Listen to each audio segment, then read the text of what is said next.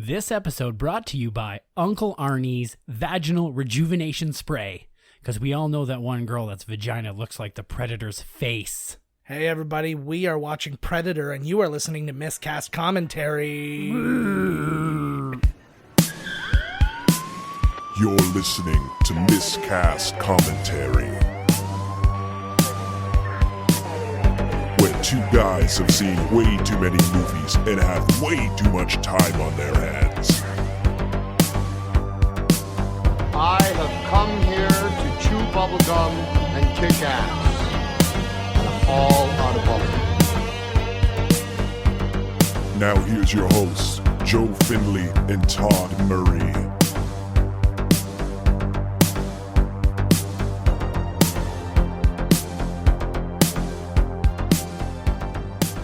Hey everybody, welcome to Miscast Commentary. I'm Joe Findlay. I'm Todd Tebow, the Sailor Murray. And we've got another Arnie classic coming at you. We're trying not to hit you with too many too soon. So we've given you Commando so far, and now we bring you Predator. This movie has got it all. Guns, yes. Jesse the Body Ventura, a white guy with big muscles, a black guy with big muscles, a different white guy with big muscles, a Native American with big muscles. All the way. Jesse the Body Ventura. He was one of the white guys with big muscles. Oh. And then, as always, a Latina love interest for Arnie. Although and don't forget Mhm.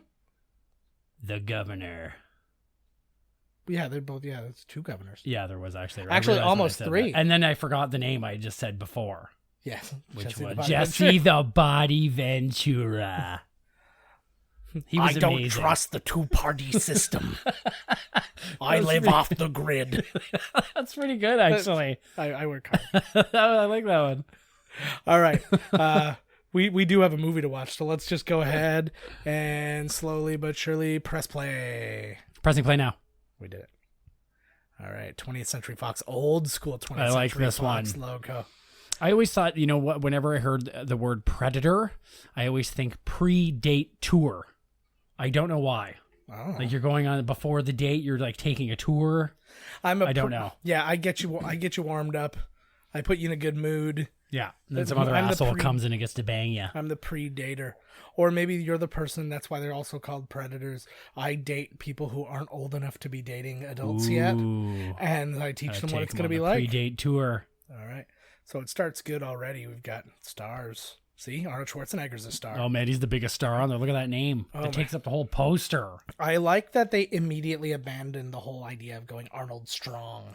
Oh, my God. What? That was his name in Hercules Comes to New York. They called him Arnold Strong. It was like Arnold Strong. Jeez, a little on the nose there, huh? Well, yeah, exactly. And so that was going to be like his name. And they're like, instead, let's just not do that. I always missed this when it came on TV, this part right here. I am actually not remembering this scene at all. Yeah, I know. I do now because last time I saw it years ago, I was like, oh, I don't even remember seeing this. This explains a lot. I recall that, it was like, for me, I just always remember the movie just starting at the mission in the jungle. In the jungle with the helicopter. Yeah. Yes. Right? Yeah.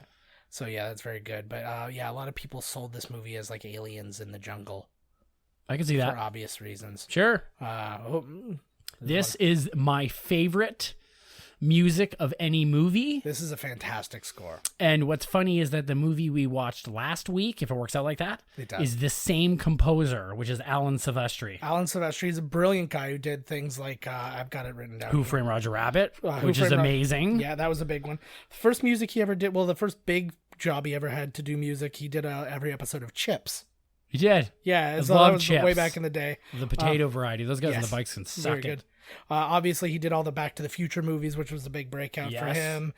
He did Overboard. But here's a real... I love Overboard. But here's a real ebb and flow now. That's like my life. So he did Who Framed Roger Rabbit, Mac and Me, My Stepmother is an Alien, The Abyss, Dutch, Father of the Bride, Cop and a Half, Death Becomes Her, Super Mario Brothers, Grumpy Old Men, Clean Slate, Forrest Gump, Richie Rich. There were tons more in there. He's currently doing like the Avengers movies, and he did Captain America. Basically, if it's a Marvel movie, he does the Avengers movies. If the Marvel movies feature Captain America, then he's done it. Like he didn't do the Thor movies, he didn't do the Iron Man. He did movies, all the Captain America. He did Civil War. Yeah, he did do Civil War, and he's done sweet movie. He didn't do Age of Ultron either. Yeah, good. But But yeah, just so he's got brilliant scores. We got Arnie there again. I like gruff looking Arnie, where he's got like some stubble and he's got all that stuff going. He actually lost 25 pounds for this movie. He did? Yeah. Well, he wanted to look more like a covert op, and guess what? Instead of a big giant. Yeah, exactly. Like obviously he's not losing all his muscle, but like you can tell he's not as big as he was in Commando. Yeah, you can say his shoulders aren't nearly as like was huge. This is honestly, I think this is the best he's ever looked. Like, he doesn't need to be a bodybuilder anymore. And especially now, like, if he would have maintained this body, he wouldn't have Clint Eastwood's face as his torso right now. It's true that, eh? Yeah. That's the problem when you're like a ripped guy and you get old. It just looks like look at Ric Flair. You just start to deflate. Oh, yeah. It just looks weird. So another tie-in, Joel Silver was in the last movie we did, which is Who Framed Roger Rabbit, and he's producing this one. This actor right here, I've got his name somewhere. John McTiernan. R.G. Armstrong is that general that it's walking up to. Right. He was Pruneface in Dick Tracy. That's Prune Phrase now. That's I'm Prune Tracy. He died. Yeah, there you go. He was also in Children of the Corn. He died in 2012. So who cares anymore, right? But that's. How dare you? Yeah. Arnold's got quite the tan. Look at him. Is that a spray on or is that for real? Well, they're in Mexico. It's probably for real. Holy Jesus. So originally this this whole movie was going to be just him. And it was going to be just Arnold, like Arnold versus the Predator, right? The whole thing, and he didn't like it, and then they were like, "Yeah, we should probably like have a team or something like that, right?" And they all get killed off, and it ends with you, blah blah blah.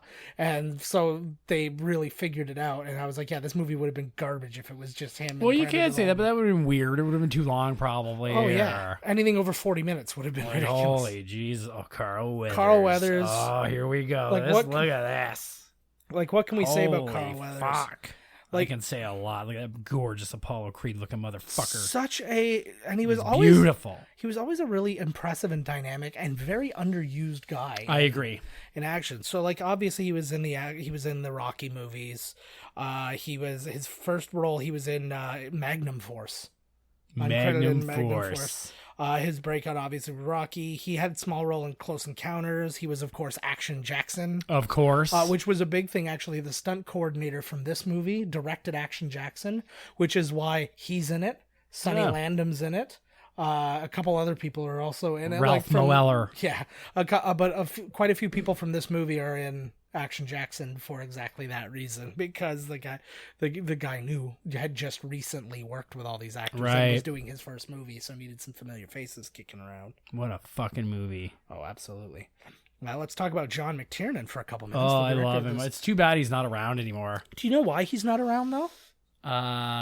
Court cases. He went to jail. Oh, my holy shit, that was pretty close. Yeah, he apparently did some like illegal wiretapping on the guy who he was, I think when he was producing Rollerball, there was producer Charles Roven.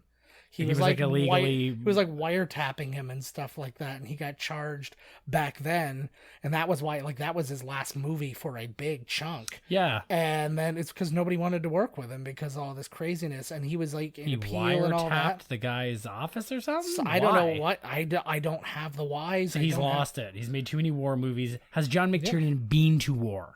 Not that I know of. Predator loves Little Richard. I feel like he was a nom guy. Like, but was he? Because that sounds like something. This is my favorite prep for war scene of all time. Like because they tried to keep it very real, like the chatter amongst the guys, and trying to be serious, but at the same time like. I find it funny the tune they're listening to go to war to now would be like let the bodies hit the floor. They'd be listening to some bullshit, but they're listening to Little Richard. You know what I mean? Like it's kind of cool. This is perfect. Jesse the Body Ventura. If you were going to have somebody be like on your kill squad, that's going to be him. That is Richard Chavez playing Pancho there. He is actually the only war vet in the entire group. And do you recognize that guy? Him. Yeah. Let me see him again. He's very big. So he's I just say it, I don't know. Yeah. That's Shane Black, the director. Oh, it is? Yeah. No shit. Yeah, that is. What has Shane Black done? He's done. Shane Black. Let's talk about it. Did he do the? He directed Shaun of the Dead and all those? No, no. That's Edgar Wright.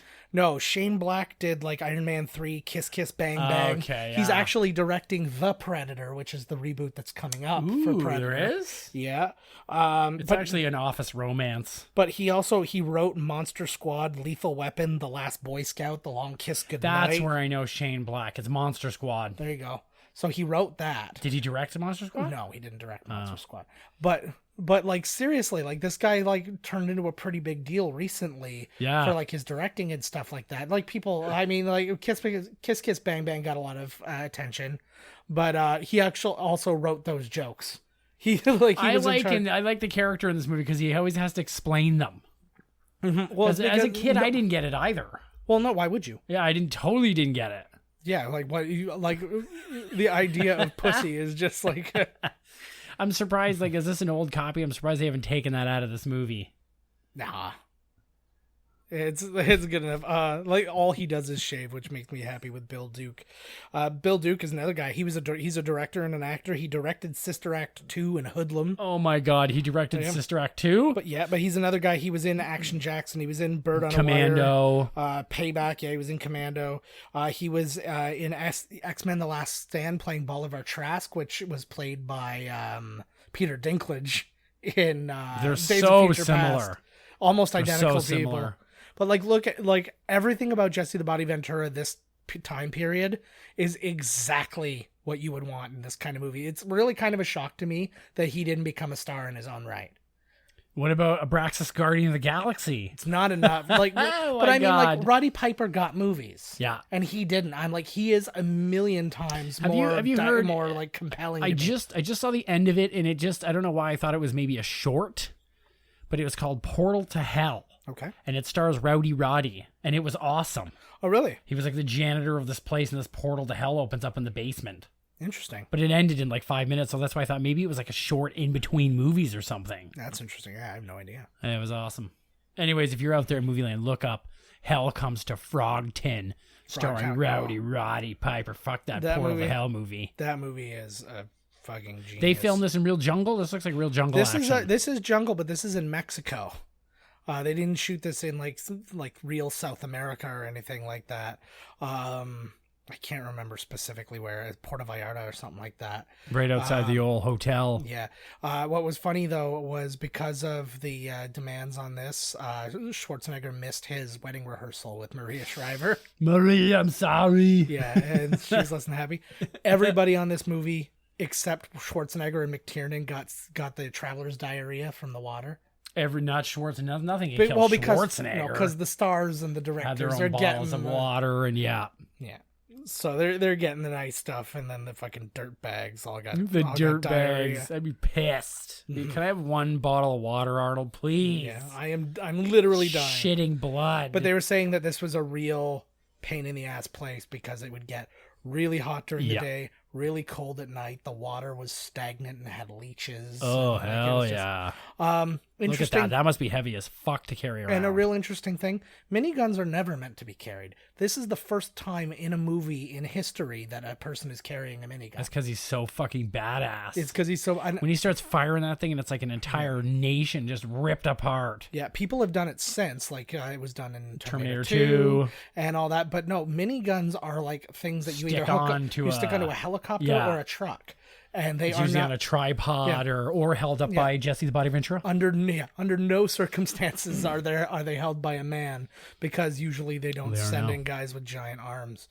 This whole team. Yeah, with all of the weight loss on Schwarzenegger, though, Ventura found out that his arms were actually bigger than Schwarzenegger's. During the filming? During the filming, he found out his arms were an inch bigger. So he found that out kind of secretly. Just somebody from wardrobe just happened to say it, and he's like, "Why don't we measure our arms? And whoever's got the smaller arms has to buy champagne for the crew or whatever." And so Schwarzenegger, they did it, but then Schwarzenegger had the wardrobe department go back on that and say, "Oh no, his are bigger." No. So then he lost the thing, because Schwarzenegger's like, nope, the star has to have the biggest arms. The biggest Which I would arms. argue that probably Carl Weathers still had bigger arms than both of them. You think? Well, I don't know. Was Jesse wrestling at this time? No, it was the 80s. He was announcing it this time. He was announcing, look at the arm. That was my best one. That was, I think it was WrestleMania 2 he did that. And it was one of those shots, they used to do this shot where it was like over their shoulder towards the ring, and he just did a flex. Because you can tell because he can see himself on the monitor all of a sudden, Yeah. right? So he's like... We should do a WrestleMania one time. Oh my god. Just around WrestleMania, we'll do an We old totally WrestleMania. should. Break it up into a couple of episodes. Look at the grenades hanging. Yeah. If you were going off into war, would you want that gun there with the machine gun and the bomb shooter? Couldn't hurt. Or what would you take? Something light? I would take an automatic weapon and a sidearm. Yeah, I want to do John Woo style. Automatic just have weapon a with shit ton of handguns on me. Yeah, automatic weapon with a bayonet. Because then you can also just use that as a knife if you need be. I want a gun that shoots bayonets. So Sonny Landham back there. I like him. He's a real badass guy too. He was in like Best of the Best 2. I like him a lot in this movie. Yeah, he's also in Action Jackson. He was in Lock Up with Stallone. Oh, sweet. He's in Maximum Force. He died this past August, actually. But this movie, the insurance company would not insure it until the studio bought a bodyguard to protect the rest of the crew against him, because apparently he has a very hot temper and was known to get very violent. What, for real? Yeah, like apparently he would start fights. Why would with they people even and like stuff. fire the guy? Because he's awesome. Because he's a badass. Because he's a badass. You think this guy's gonna start a fight with Carl Weathers, Jesse Ventura, or Schwarzenegger? I don't think Schwarzenegger's a good fighter. I think he would beat the shit out of Schwarzenegger. Yeah, but I mean, still, he's the Schwartz. Yeah, I know. But No? I think they just didn't want to risk it, and like the insurance people are like, this guy's gonna fuck up. This guy's a one of our loose cannon. Like if he slices the face, like if he fucks up the face of one of these guys or something like that, we're out a lot of money. Man, I want to just hire a bunch of dudes to be with me all the time. Yeah, so I could say something like that. Like, what are you guys all doing here? Is it to protect him from someone? No, it's to protect you from him. You know, they could say some awesome line like that, and I'll just sit there. Yeah. It's amazing. In the movie, you can see he's always got a real sense of all this stuff. Like he's Is he part Native American or something in this? He's supposed to be Native American. I think he is Native American. Look at this drips all down his shoulder here, eh? Yeah. I'm like, buddy, you're gonna get all sticked out. Yeah. Well, it's more water than syrup.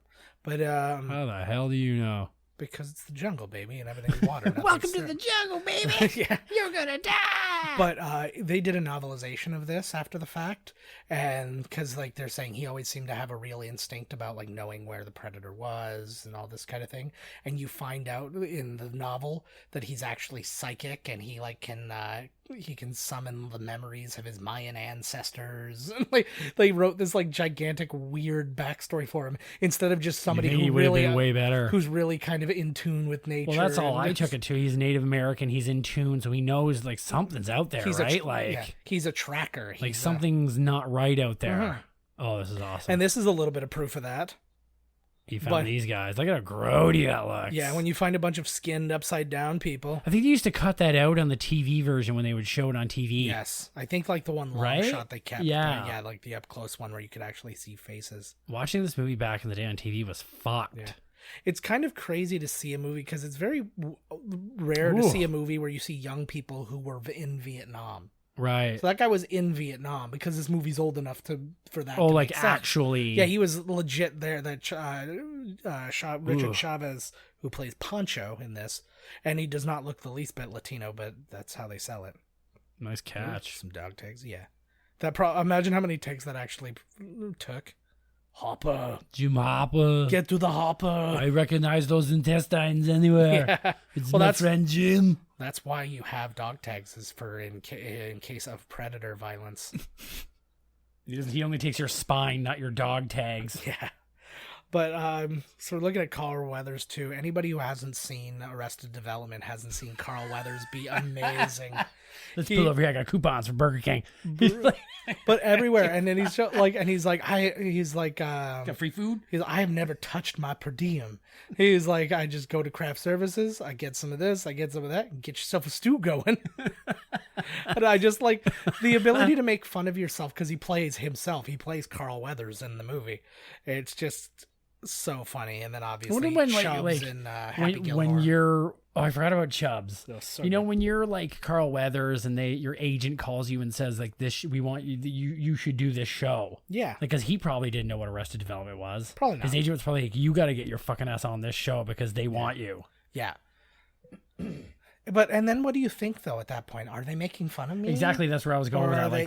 they- You got to have a sense of humor about yourself, right? Oh, absolutely. And I like the idea of like, and it makes fun of him even more because he's an acting coach. And when it shows like scenes, it shows the scene in this where he gets his arm blown off and all That's this. good. I think he did great in it. Oh, he was. I think he's brilliant. Fuck, do you think he'd be if do. your got arm blown off by the Predator? You don't think he'd be hollering? He's got a lot going on right now. He's in all those Chicago shows. He's like plays the same character in like Chicago PD, Chicago Fire, Chicago. He does? Yeah. Oh, here we go. Holy fuck! Look at this. I like that he has a baseball-sized ball of chew that he's got working at any given time. I was like, that would make your teeth fall out meth style. Big League Chew. Yeah.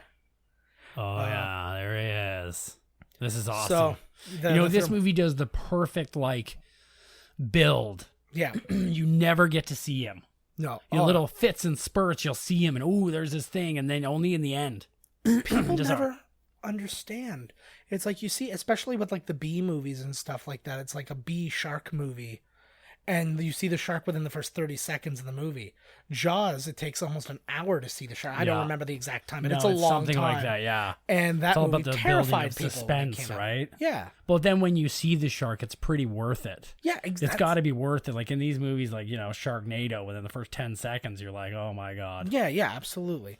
But it's like, if you're going to convey a threat, you have to let it be threatening. You can't go, oh, this is here right now. Like, Yeah. it's gotta show.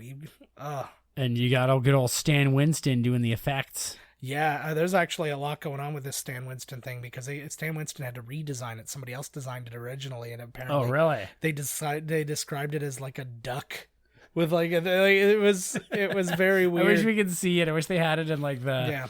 the outro, for Yeah. fuck's sakes. You ever been in the jungle before Carl Weathers? Well, and then there were a lot of periods of times where it was also, oh, you ghosting us, motherfucker. Bill Duke is like, you have every right to be intimidated. Oh when my he talks God, to you. yes. Like, even though he looks like he's too out of shape to be there compared to the other guys or whatever. Oh, he's I was there like, for a reason. Yeah, if he talks to me, I'm listening, and he Yeah, always right. whispers, which means I'm really listening. And I think that's part of his mystique. Ironic because he was in X-Men movies. So and I this just is said the mystique. real jungle. Yeah. It's So in that scene where they're tearing it up there, is he really tearing the whole jungle apart? it's interesting. They did hack some jungle, but I mean that's not uncommon to hack a trail in a jungle. But there's an area later that's all burnt out and stuff that actually had been previously burnt out, not for a movie, just from At the end? wildfire or whatever. Yeah, and that was actually the Look only at that thing. Arnold ass shot. Yeah, the only thing they did is they spray painted some trees black, like some tree stumps, dead tree stumps black, Right. to make them look like they were like recently burnt. But they made sure they didn't destroy nature. They just kind of did what is happening. Because I mean, animals are doing the same And thing. when the to get scene, through like when they jungle. go crazy and they just shoot the whole jungle apart. Remember, yeah, he just when they- unloads the fucking. Yeah. Meh. Well, yeah. Again, that's something that happens in nature. It's every now You'll and go out there again. and some bear shooting Yeah. a minigun at the trees. Sometimes a mountain goat will get down there and spread his minigun. Arnie's actually got 3 sequels right now in pre-production. He does? Yeah, they're still talking about doing triplets. Oh my The God. sequel to Twins. Oh, That was Jesus. very. Who's violent. the I other don't one? Remember that? They talked about it again. Mel Gibson. No, they said Eddie Murphy Oh my God. because they wanted it to be something way out, like as far out as they could get. So they're like, get a black dude. Schwarzenegger, Danny DeVito, and And Eddie Eddie Murphy. Murphy. Oh my God, they have to do this. Yeah. Is the next one Junior 2? No, And he's pregnant with twins. No, it'll be Junior 3. He's pregnant with twins. That's brilliant, and one of them's Danny DeVito. Exactly. But the Legend of Conan. Oh, fuck yeah. And then the next Terminator, which is going to be direct too, as we Arnold talked is about the before. man. He's still got the box office drop, baby. Which is crazy given how long he went away from Hollywood. He's Arnold. And they just came back. Now, that being said, Like he did some other stuff that like was kind of like independent. Although he's got that movie I really want to see right now, Killing Gunther. That Taron Killam directed. Yeah, and I really would like to see that. Maggie wasn't bad. Maggie was good. Yeah, but then he's got a lot of those kind of like in the middle ones as well right now, like Collateral-esque.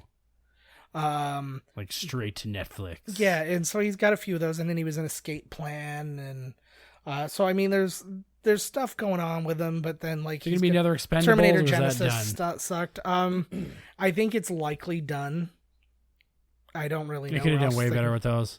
Yeah. Well, if that was me, I would have split that cast. I would have split the cast and made half of them bad and half of them good. Mm-hmm. There's too much fan service for all the guys. Yeah. And that's the problem is these guys, because they get their way all the time. They're like, I don't want to be a bad guy and blah, blah, blah. Like it should have been like, it should have been Arnold versus Stallone.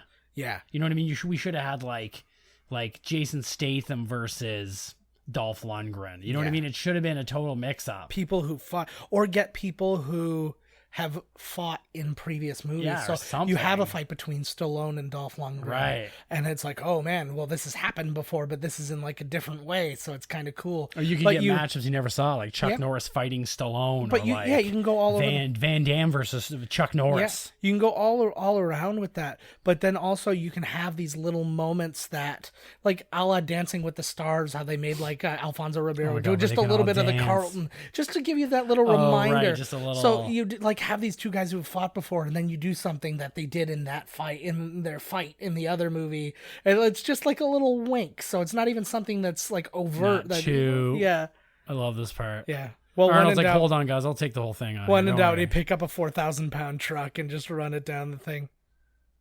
Like the glasses. This guy was wearing these glasses in war. He actually, well, what the frig? What's hilarious is Shane Black actually requested the proper glasses that you would be given. They're ballistic glasses. Oh. And John McTiernan said no. He's like, you need to look like a geek. So he's like, these are the glasses you get. And so he was really pissed about those glasses at the time. Didn't take very long to get to an action sequence, eh? Good old John McTiernan. Nobody notices. Got to see some biceps, Arnold's ass, boom, now an explosion. So John McTiernan, if nobody does know him, so he was, he went to prison. I think it was 21 months he was sentenced, and I think it was in appeal and all kinds of craziness going on. He was a candidate to direct both Batman Forever and Mission Impossible. Really? And obviously didn't do either of those, but he did do Die Hard 1 and 3. He turned down Die Hard 2. Good job. What would Rennie Harlan have done if he didn't? If he did it, I don't know. There was another sequel out somewhere. He could have done Revenge of the Nerds 3 or something. He did Hunt for Red October, Medicine Man, Last Action Hero, Thomas Crown Affair, Basic, Rollerball. He was offered Commando. I like the Thomas Crown Affair. Yeah, he was offered Commando, and I did mention this before. He was offered when we did Jason Goes to Hell. Yeah, I did point out that he was offered Jason Goes to Hell. Oh, he was? As well, and he turned it down. Which it would have been... Look at all the full body burns and shit. Yeah, it's a lot of good stunt.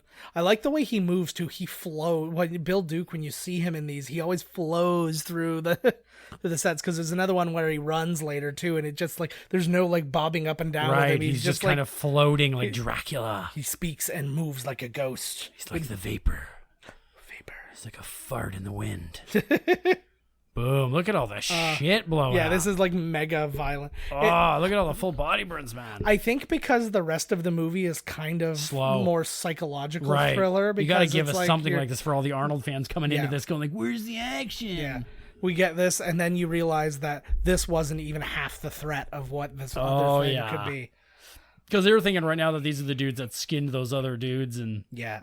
This script was actually a spec script from Jim and John Thomas, who were brothers, and this was the first thing they ever got made. But they also wrote Executive Decision. That movie kicks fucking ass. They are credited for the story for Wild Wild West. Oh, God. We've been talking a lot about Wild Wild West. Because Wild Wild West, the script was actually written by the guy who wrote Who Framed Roger Rabbit. Dear God, listen to that thing. And then they wrote Predator 2 as well. And then they have most of their other credits. There's a ton of other Predator things, but it's always like characters by, which is a credit they just have to give because they wrote the original movie.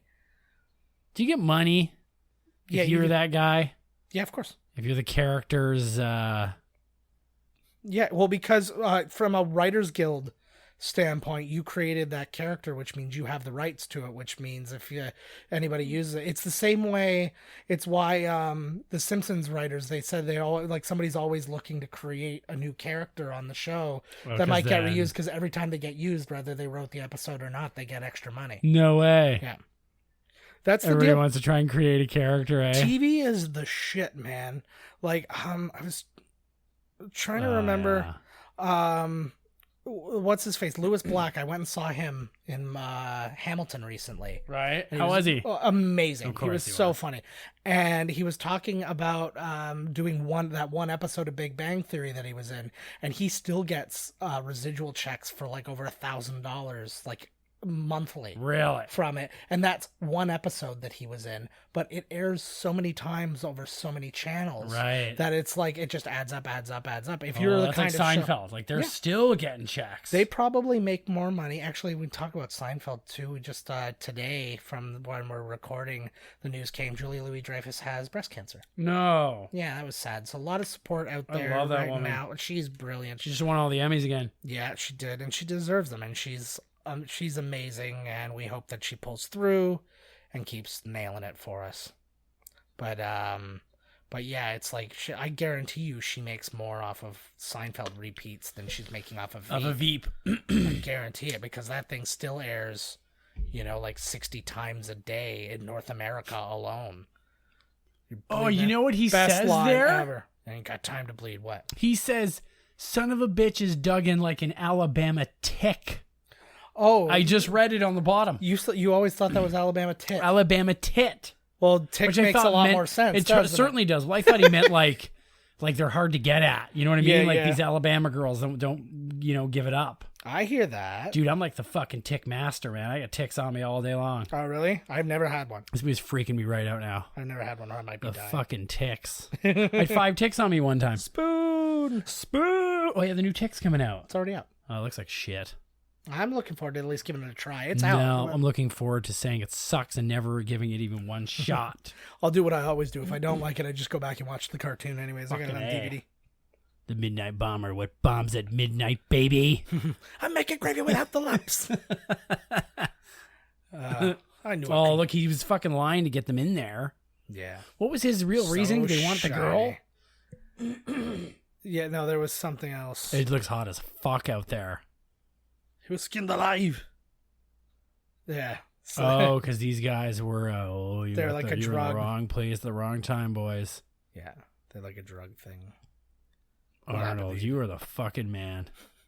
We used to do this all the time in the videos we'd make. We'd always have that. We'd have this discussion where I think the one we did in the Frank NAFTA one. I wish we had that video still. I would love to be able to put it online. But we always threw this thing in where one of us would go, "You changed," and he was like, "No, I've seen the light." But it's exactly that thing. It's like, "What's happened to you?" "I woke up." That's what it's always that kind of thing. I woke up. I think we could do it way better now. Yeah. I also like, because what are they? Are they military or are they mercenaries? They're Because the Millimers. Because if they're military, they're literally not allowed to turn down work. They can't say, "No, this isn't the kind of thing we do." They're so fucking good that they can. Yeah.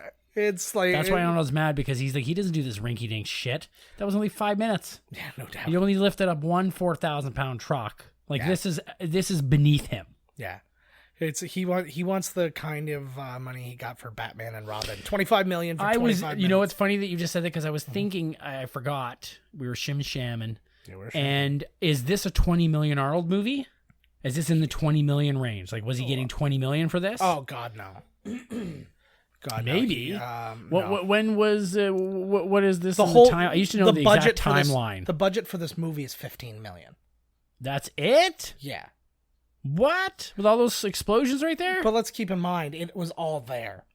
And now it's like done. And the explosions. Yeah, no, but explosions aren't an expensive You're just filming thing. a scene and all the shit blew up. That Yeah. worked out perfectly. Yeah, but an explosion isn't an expensive thing to make. That's not what I heard on that thing. They were talking about TV. Just one car blowing up was like 50 grand or something. Yeah, but again, in the grand scheme of all that, so doing all this probably cost them like 500 grand. So it's like boom. That's not even, that's I maybe can't 1/30th handle of the these budget. scenes right here. Yeah. This movie will end, and that is what I will hear all fucking night long. Yeah. Those voices you hear of the Predator and the little clicks and all that, done by Peter Cullen, who is best known as Optimus Prime. Ooh. Who's also a Montreal-born. He is? Yeah. Stick around. But he... Look at there. So he is blacker than Wesley Snipes. He is Wesley Snipes' shadow. And we got the episode title for this one. All right, cool. I was going down to see again. I was nothing. I like this one. This is a good one. I never got this as a kid. Yep.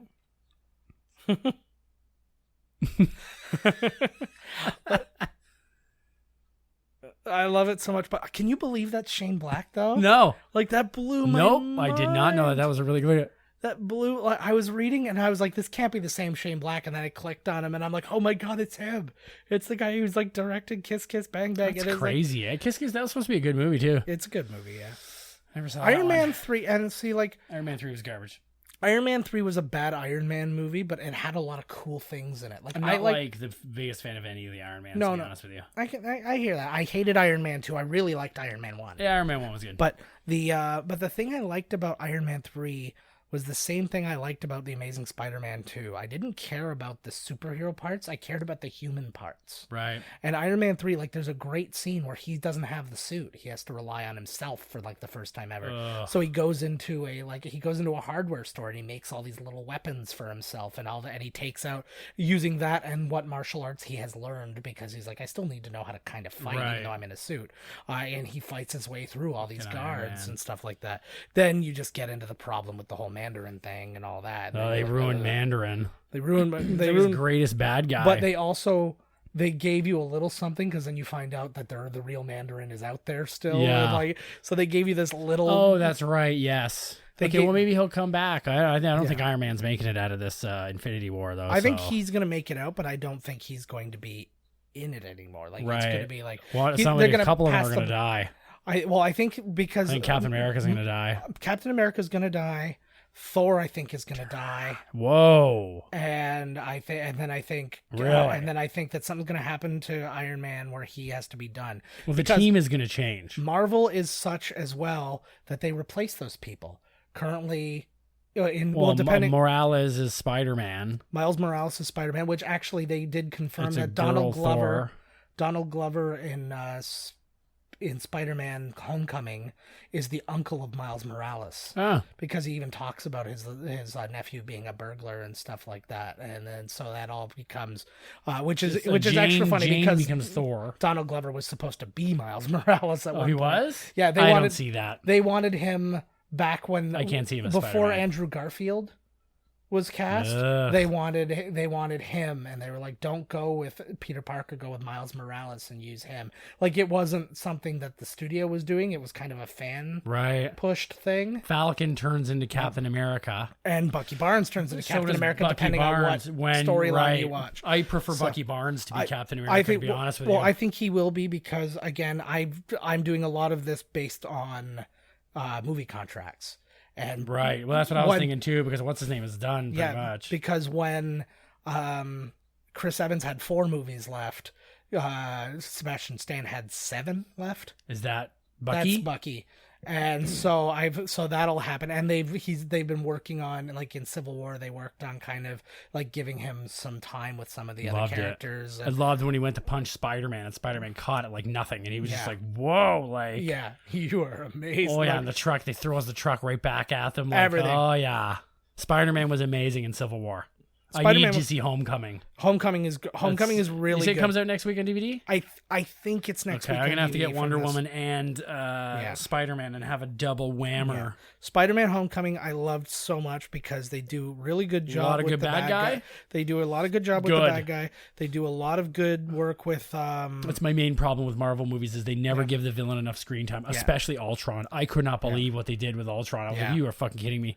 Yeah, they did a lot of good work too with the idea of like the dynamic between Iron Man and Peter Parker. Well, Peter Parker and Tony Stark in that thing, and then also the way they used Jon Favreau as Happy. And that Right. he's in, and he's hilarious in it. So they a lot of good comedy, a lot of good drama. In Homecoming. Yeah, in Homecoming. Like, I had no complaints about Homecoming. I can't wait to see it. And it's I one of missed the so much in the summer. I'm really looking forward to The Mummy with Tom Cruise. I just got sad. Conan just did a thing with Tom Cruise, actually, which I found really interesting. Tom Cruise has never done Conan in any of his iterations, What? right?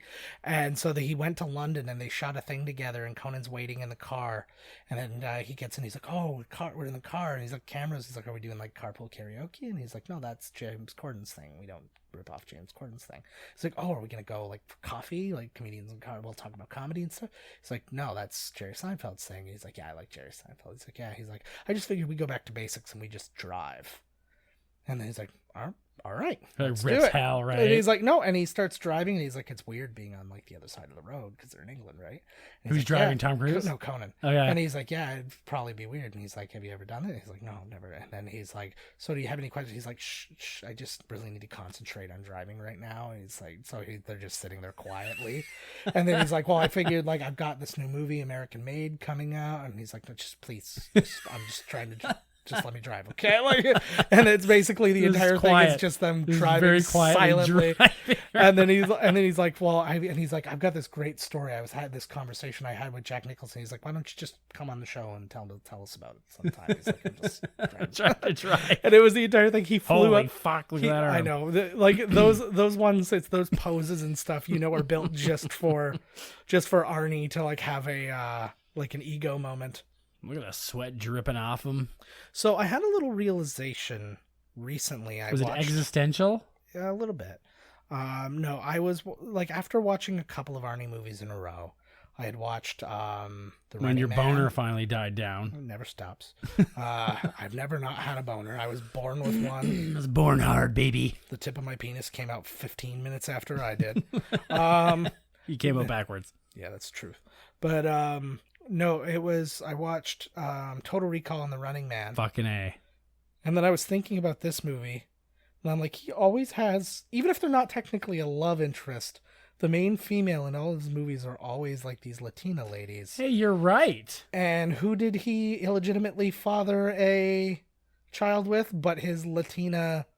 He's got a thing for Latinas. Yeah, and there's no way with his stroke that he Hey, doesn't. man, that I he doesn't have never something to do even with put that together. Yeah, I It's just true. kept Total watching. Recall, Running Man, this one. Yeah, The girl that he's with, look at buddy seeing something out there. yeah.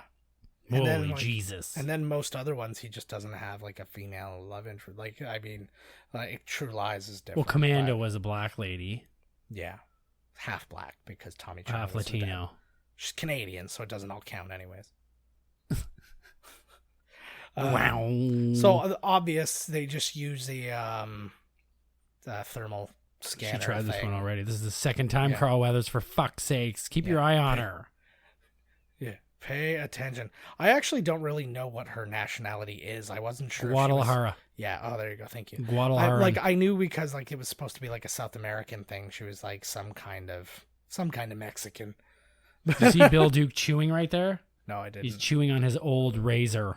Oh, I figured he stripped off a dried off piece of one of those skinned people. I really like when you build together all the mythos of Predator, like that he doesn't attack people who aren't armed, and he does like all that kind of stuff. Like He's pretty cool. It's a Except for when he really teamed up with that girl in Alien vs. Predator. Oh my god. the enemy of the enemy is my friend. Oh my fuck. Oh my god, Jesus lady. But I kind of, but I at the very least understood it because the whole point of them coming out in that thing, it's a rite of passage. They have to win. right. So it's like, yeah, I'll take a little help. Like if I'm gonna win. Yeah, What it's a like stupid movie. yeah. It's a neat idea. Because they're Like, intergalactic hunters. Yeah, with all the pieces being put together and drawing people to this to then basically make the aliens so they could come down and kill the alien. Like it all fits. It just wasn't right. I know, because like all we want to do is watch the Predator fight the aliens, and then they always have to do like, You know what I mean? There always has to be a human in the story to plot it along. Well, you know of what course. I'm saying? Why can't I just watch The Predator in silence for 2 fucking hours and he fights aliens? Because it would be mind-numbing. No, it wouldn't. It would absolutely. You don't think so, but it would be absolutely. I will make the best mind-numbing. fucking. Hey, isn't Robert Rodriguez making the next? No, you just said that. Wasn't he supposed to Shane make Black- a new one? Not that I know of. He was up for it. I'm telling you. Oh, here we go. Look That's at this. possible. Oh, so fuck. Oh, she just had her period. So interesting things about the Predator. So that scene that we just saw, I was curious how they actually did that. So basically what they did is they had like a person in a red suit who was there doing the action. And then they reshot the scene at a wider angle. So they used a different lens, but they shot the exact same shot again. And then when they put the two on top of each other, that's how you get that weird... Like sort of shimmery, see-through outline, which stretches that out a little. That is not true. I'll tell you the actual way they did it. Okay, they do three quarters of a circle mirrors. Okay, they cover the person in Vaseline, then wrap them in Saran wrap, and you shine a light through the middle mirror. Yeah, and you get the person to stand there, and it looks just like that. Perfect. The That light doesn't sound bouncing- complicated. The at light all. bouncing off the mirrors does this weird thing with the Saran. It's fucking amazing. Nice. That's why this movie only cost 17 million. 50 million. It's just a pile of guts. That's That's like his calling card. yeah, just leaving guts. But the You should have bent down and tasted it. That's Billy. yeah, Or that's whoever, right? That's true. I'm not sure. When going into battle, Yeah. you should have to taste the blood of your teammates in case you have to taste it out there to tell whether their guts are theirs or not. That's true. And you have like little sorbet packs, Yeah. so you can cleanse your palate beforehand. So you can really. Exactly. That's your main thing in your kit too. Yeah. Just a bag full of sorbet. So if you have to eat like roots and bugs to survive, that it doesn't like dilute the taste. You can dilute Your comrade's gut taste. Yeah, right? Simple enough. But I think it's Hawkins.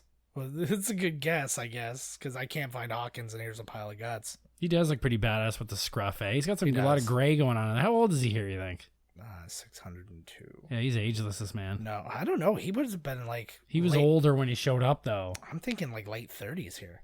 Yeah, I'm going to say early 40s. Yeah, thereabouts, right?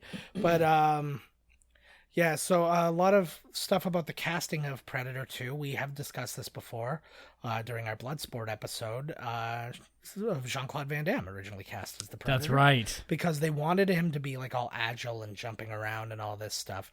There are 3 totally different stories about why was no longer the Predator. Right.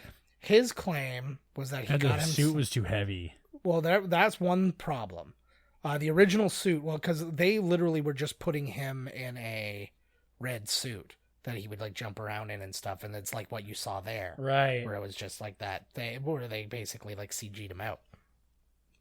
But he says Bloodsport came along, so he got himself fired from this to get on Bloodsport. Right. The studio says he was too short. He's 5'9", and they needed somebody who was something that was bigger and whatever. Right. So they went with this Kevin Peter Hall. Let me find that name just to make sure I'm Fuck, man, if I was Van Damme, I wouldn't want to be the Predator either. Yeah, there you go. Well, when Fuck given that. the choice between being a lead, being a lead or being just like a faceless whatever, yeah. Absolutely. When Van Damme demanded he get his own cut of the movie that contains 15% butt shots, you know, the Predator's got no butt shots. No, you know what? I think the Predator does have a butt shot in this. Yeah, but not his butt. Not Van Damme's butt. But the problem is, look at that thing. My You almost fell off, the big drunk bastard. No, but That But yeah, anaconda so they- loves fresh buns. so they hired Kevin Peter Hall, who's 7'2", played Harry in Harry and the Hendersons. Oh, fuck yeah. Todd and I had a conversation today because he's like, I almost bought Harry and the Hendersons, and I was like, I stood there for like 20 minutes going like, should I? the answer is no. It was like 2 for 10. It comes on TV all the time. I know it does, but I was like, man, and you know, the second you buy a movie too, it's on TV. Yeah, What the fuck? Like, what the shit? yeah, you'll be fine. But the Why? no, you won't. But and then so yeah, the studio said that, and then John McTiernan This is says a good shot right here. that he just didn't want to be this special effect in Right. this movie, and he was really unhappy, and then they ended up parting ways. But he So- was on the set like he was gonna be the Predator. Yeah, he shot. There are scenes that he shot. There's a scene where I always he's thought maybe I saw his dick before. But I think it's just the leaves above his feet there that kind of looks like a patch of I pubes. think they did like a gut kind of thing, so I think all that area is kind of gone anyways. This is kind of amazing because like most of these guys' jobs is just kind of like these like all you have to do is just walk into frame, look around a little bit, walk out of frame. It's like then look what? Badass. Then what? He's like, get some sleep. They had to eat some more big league chew. Yeah, exactly. They had to slow down the speed of the this is right here. I never knew what the fuck just happened there. Yeah. Oh, but it's because he just killed the little guy. Yeah. Right? Is that what happened? He because killed Jesse Hawkins, Jesse the body's standing there. So he's like sees this little cutie. Yeah. Turns around, then he gets sprayed with blood, then he gets blown open. Yeah. So I'm taking a wild guess that the predator killed that little thing there first and then went to him. I'm guessing. But contact. But yeah. Oh my god, he knows what to say. He just saw an alien, right? Contact. Yeah. This Bill Duke's on it today, man. Yeah. He's aware. Uh-oh. The green blood. Originally the blood was supposed to be orange, apparently. This is the scene right here where I was asking, like, are they really taking down real woods here? Like, look at this. Yeah, I couldn't tell you exactly what's occurring because, again, he's obviously not firing a real gun. Isn't he? And I like that he's like everybody just started like nobody knows what's going on. It's everybody fire. Waste all your ammo. Yeah, but anyways, the minigun they had to slow down by a third of its speed. A, because you couldn't see it spinning on camera. And B, because it saved them money on blanks. They would have used like 30% more blanks. So many more. I want to shoot that so bad. I know, eh? Oh. Do you imagine how heavy that is? Because the backpack, it's run by an electrical thing, which they had to run down his pants. So basically, he's wearing this gun as a suit. Dear God. It would you can make that would be cool to go as him for cosplay and have the big minigun. Could you imagine having to carry that around? And when you fire the minigun, it shoots out buttons with Doctor Who's face on it. Fuck. What do you think of that? Yeah, I don't like it. I frankly don't. Yeah, I don't want to have to carry anything. Like, could you imagine? Want to carry your own fucking wallet so you can pay for your goddamn Star Wars shit? I usually don't. I just bring my debit card. I was like, I don't. My wife does. She has a purse. She wouldn't fucking come with me to Comic-Con. Oh my god, I missed Con. Did I miss Comic-Con this year? Yeah. I was gonna be there, man. I was gonna dress up as Silk Spectre too. Nice. That's very specific. Fucking right, it is. So yeah, Shane Black actually wrote the Last Boy Scout during his off time during this movie. He did? Yeah. See, this is like people that are doing stuff. Look at this. My mind is completely blown. I can't believe that either. I never knew that. Sometimes things get he was past nobody back then. Like, to me, when we were kids, we didn't give a shit who wrote Monster Squad. No, not at all. It's only later when you watch a shit ton of movies and you turn into some big fucking nerdo. Well, holy Jesus, man. Get a rag. It's like use your sleeve. It's like he was dipped in Vaseline and then sprayed with it, like sprayed with a exactly squirt gun. Like nothing's something. staying. Like Arnold's not even sweating, for fuck's sakes. Bill Duke's giving her. He is. He's just white. You can't see it. Nobody's nothing. I don't like that guy. He's not sweating. Why didn't they kill him first? The only reason they didn't kill him is because he's the only one who speaks Spanish for the girl, whose name is. I've got it written down. Better get on the radio, buddy. Her name's Elpida Carrillo. I think Arnold does a good job in this too, man. Everybody's good in this, but there's not a lot of necessity. Like, there's not a lot of talk that needs to be done. You have to just, you just have to kind of act the moment, right? Yeah, it's like, and like situations come up. Like Arnie and Carl had to have that one conversation. And like everything else is just character development. I got the old zip tie. That's like old school, or that's actually new school now. Now they're using these. Yeah, the police. Well, I think the military have always been using them. They have. I'm guessing. Well, because again, you're trying to pack light, right? What's lighter than zip ties? Handcuffs. Yeah. Fuck, I'm bad at this. But yeah, it's. Don't have me pack your pack when you go off to fight your war. I watched a great thing because there's a thing they've been like teaching not self-defense per se, but kind of escapism from like kidnappers for kids.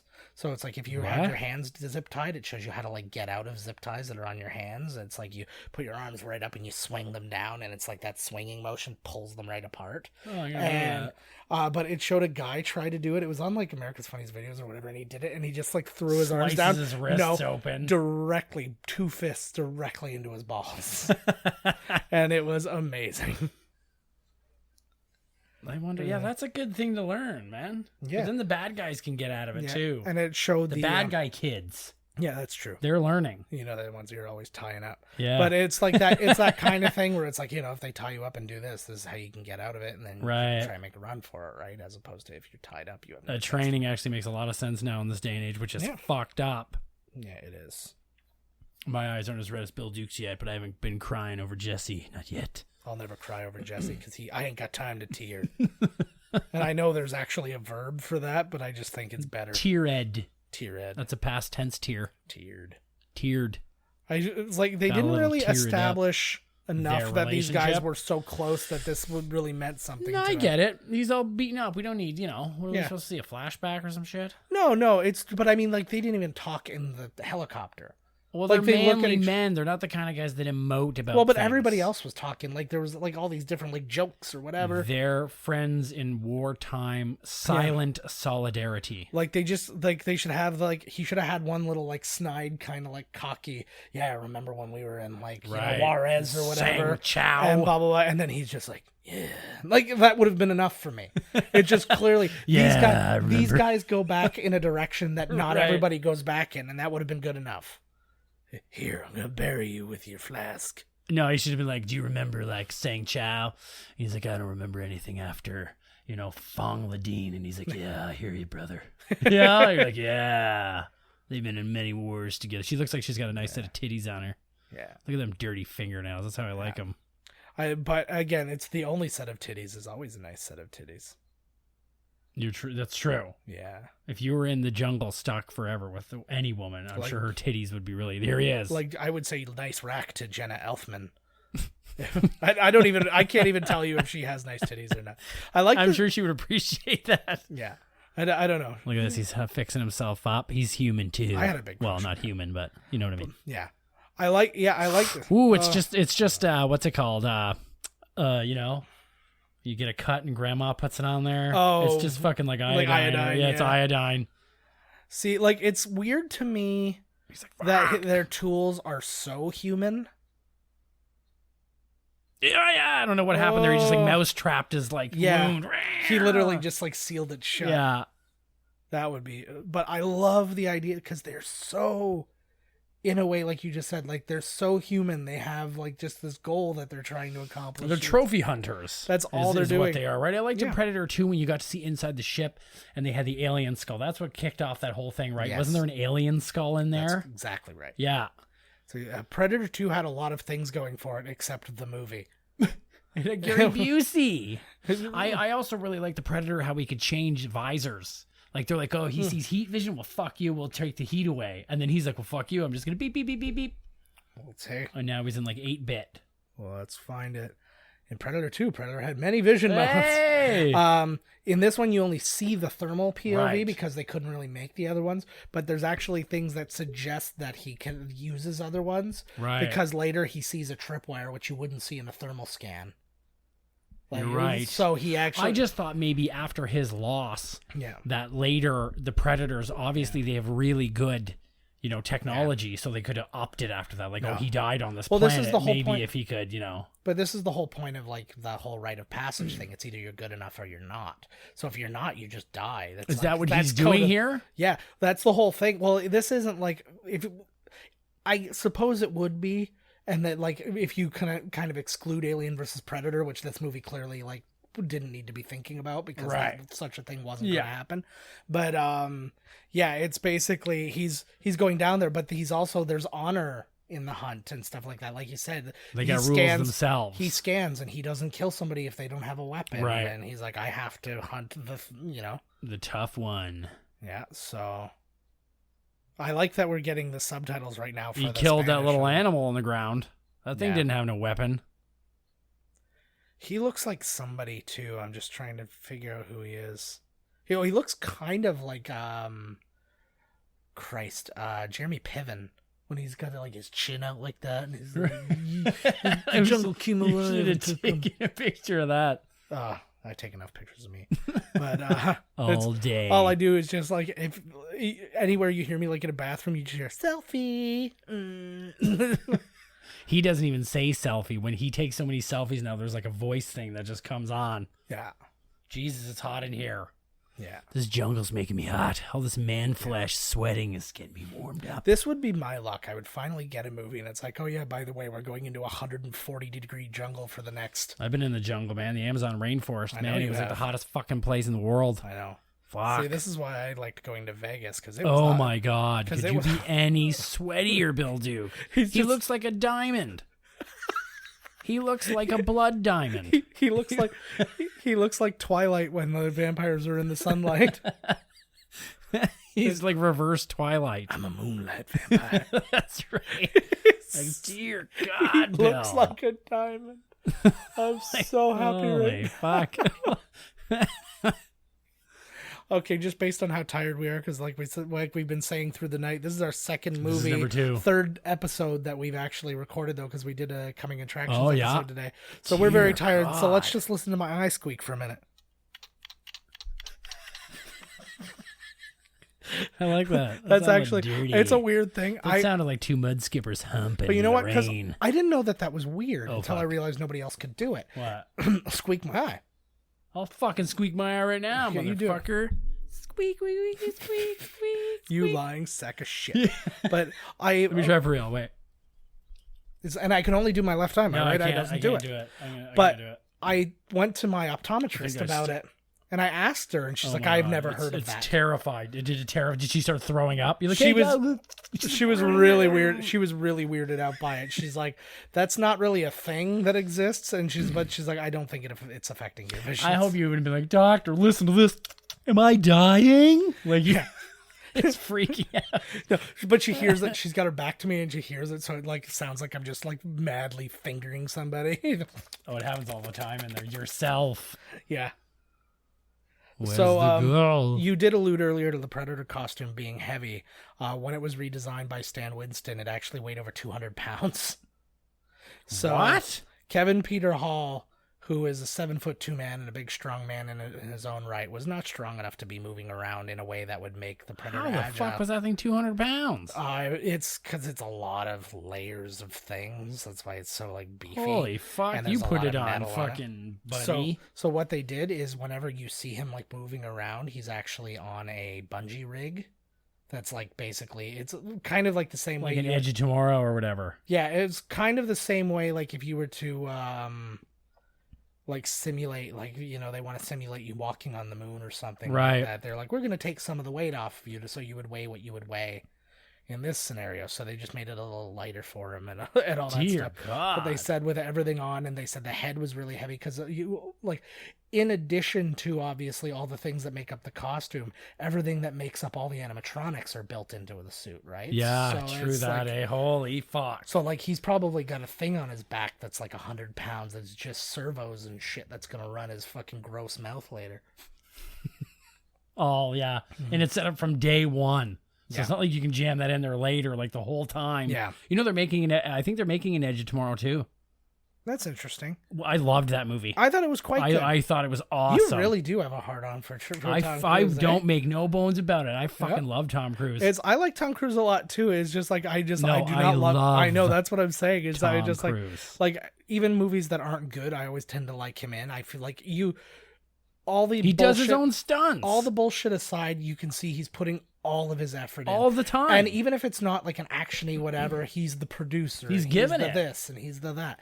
And it's just like watching him in the last 3 Mission Impossibles is like he's holding his breath for like 3 minutes, man, for real. See, this is the thing that gets me too, is like people talk about Fast and Furious and how they've improved, and they have. I actually finally the last one sucked. But I finally got around to watching Fast 5, and I see what people Was were that the one with talking Jason Statham? about. No, that was the one when they were in Brazil.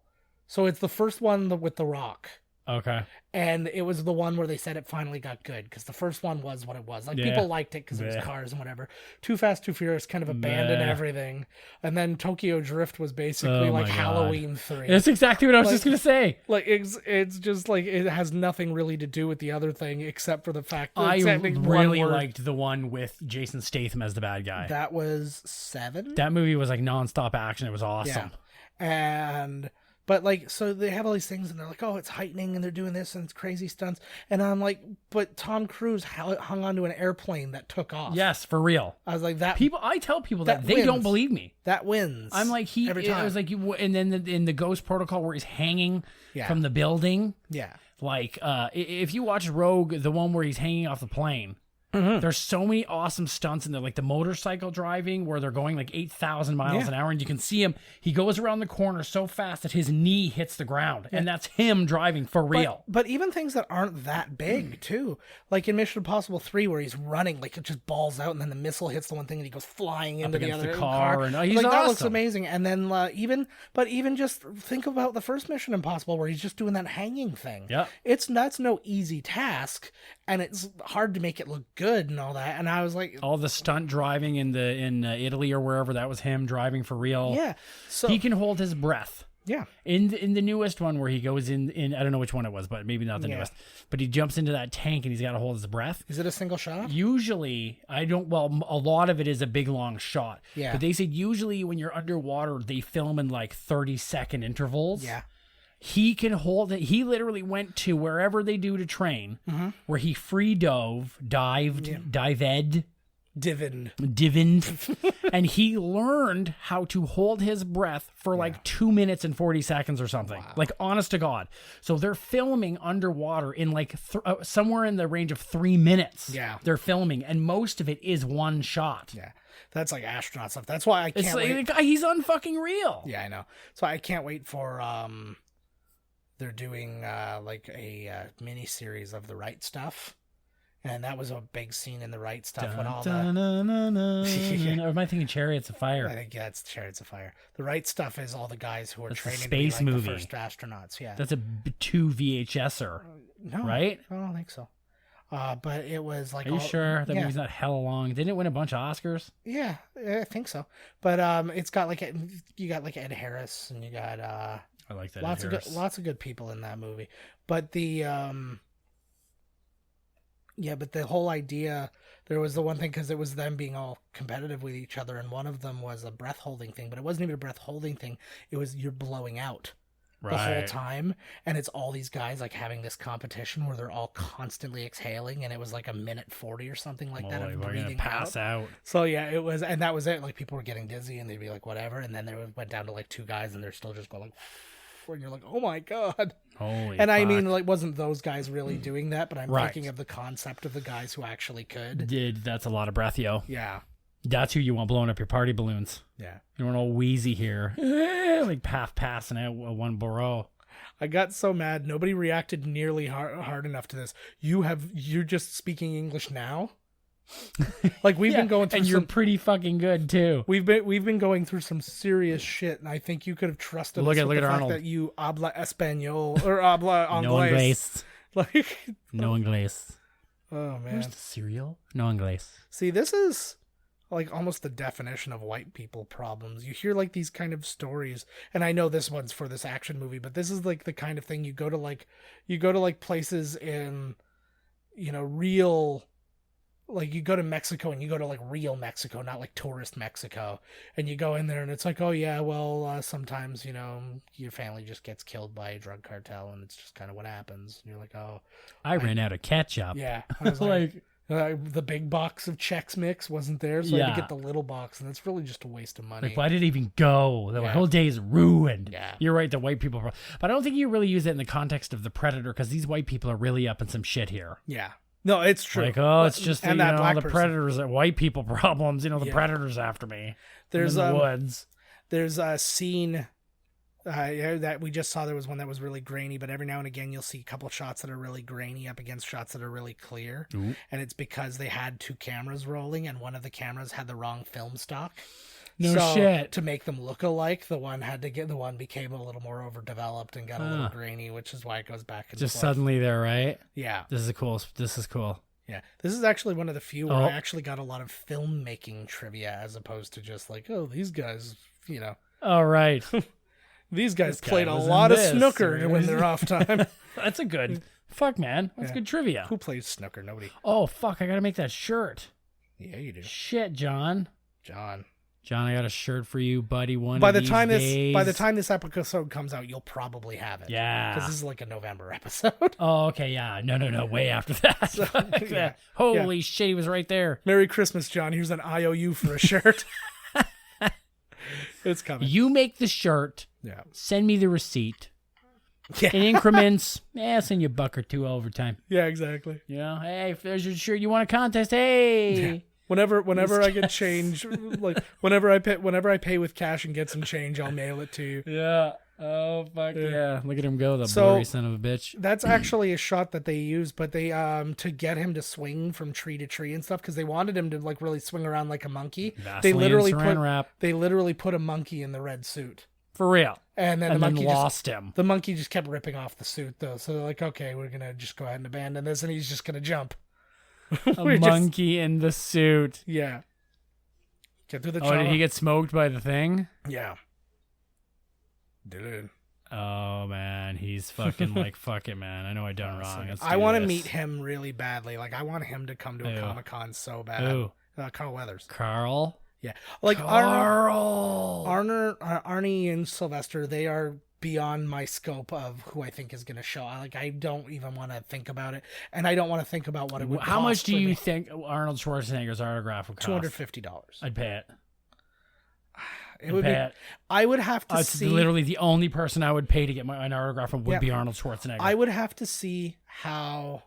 You better get a picture and a photo. Well, for that you're not. That would be $250 for the autograph, or then another $250 for the photo. But you really did. Like, would Arnold really need the money? No. Don't you think Arnold could just show up and sign and take pictures and shit? He could, but it's not about whether or not you need the money. It's about the time. It's like, my time is worth this. Well, that's fucking bullshit. And that's just what it is. It's like, I could be doing, like, I could easily go out and make this much money. So even if I make it, so it's like charitable for me to come here and even make less money. Right. Even though it's still I'm still doing you a favor. Yeah. In its own way, right? So it's like, it's a crazy thing, but I would have to see how he like react, because I've told the stories before about how Sylvester Stallone has been known to go on those things where he doesn't even like speak to you. He just like walks up and he just signs a thing and just hands it to you, and then you just walk away, and that cost you $200. Thanks, and it's like, Stallone. like, would it kill you to say, like, I don't need to have a freaking 10-minute conversation. Yeah, but hey, how are you? Hi, how are you? What's your name? Blah blah blah. Like, no personalized anything either. Too. We're not these guys. I was just gonna be like, I'd be so good. I'd be talking and signing. Some of them are really good though. Some of the stars are just like, okay, I'm gonna go now. Like, no, hey, I'm Ryan Seacrest. And do you know why? Because they get it. I'll tell you somebody who gets it better than anybody. The Rock. The Rock's a good one, but Nathan Fillion and Stephen Amell. Nathan Fillion from like Firefly and all that stuff. I Stephen love that Fry, man. who is apparently he's a real dick though. I heard. See, but it must be in different contexts. Yeah, because not to the fans, to like the people he works with. I could care less. Yeah, me too. He's not. I don't working. give a fuck. He's not working with me. So I look over there by them tree. Look at. They are. Holy Lord. Look at that, eh? Like, Carl Weathers is not a light-skinned man, but like, he's so Who's dark. that white guy next to Bill Duke? He's so dark, he looks like Al Jolson in black in the shoe polish blackface. Like, it's so dark. I like that. I know, it's good though. I like women that are that black. Oh yeah? Oh, like the Grace Lupita Nyong'o or whatever. Yeah. God damn. Yes. But anyways, what the was blacker the berry, the sweeter the juice. But the what was I saying about things? I say juice, I mean Jews. Juice, yeah, there you go. The what was it? Nathan Fillion and Stephen Amell. So Stephen Amell and Arrow. They interact with their fans so crazy, and they have a lot of fun with the pictures and doing all these things that people want to come back and see them, are happy to see them in new projects, even if it's a small thing. They're like, look, he's in he's got a 3-episode arc in Modern Family. So people who don't watch Modern Family are going to watch. I like Modern Family. I do too. I think it's funny, and I thought he was great in that. And then Stephen Amell, the same thing. Like, he's not a shouldn't be a big star, but people go crazy for him, which got him the Ninja Turtles movie when he played Casey that's Joe. right. Yeah, he did great when he went to wrestling. He fought in a match. He did really good, man. And he did American. He jumped Ninja. off the top rope and landed on the guys on the outside and everything. He did American Ninja Warrior for Red Nose Day. Oh, that's right. How did he do? It. He finished it? He like everybody else, because like they couldn't do this stuff. They were able to tag in their ninja counterpart who would do like one of the hard ones, and then they'd come back on and go to the next easy one. Did he do the wall? He did the entire first bit, which I believe included the wall, and then he went to the next step and did the salmon ladder, which wasn't even part of what they had to do. So he did the whole thing. So he did the whole thing plus one. Wow. Yeah. That's impressive, actually. Yeah, man. Like he was. And like, but that's the thing, and it's like the way they interact, and they don't charge like and they don't charge a crazy amount of money. Shit, hold on, put on your 3D glasses. Fuck. Oh, just missed it. Sorry, guys. Sorry. Well, you purchased the glasses for nothing, I guess.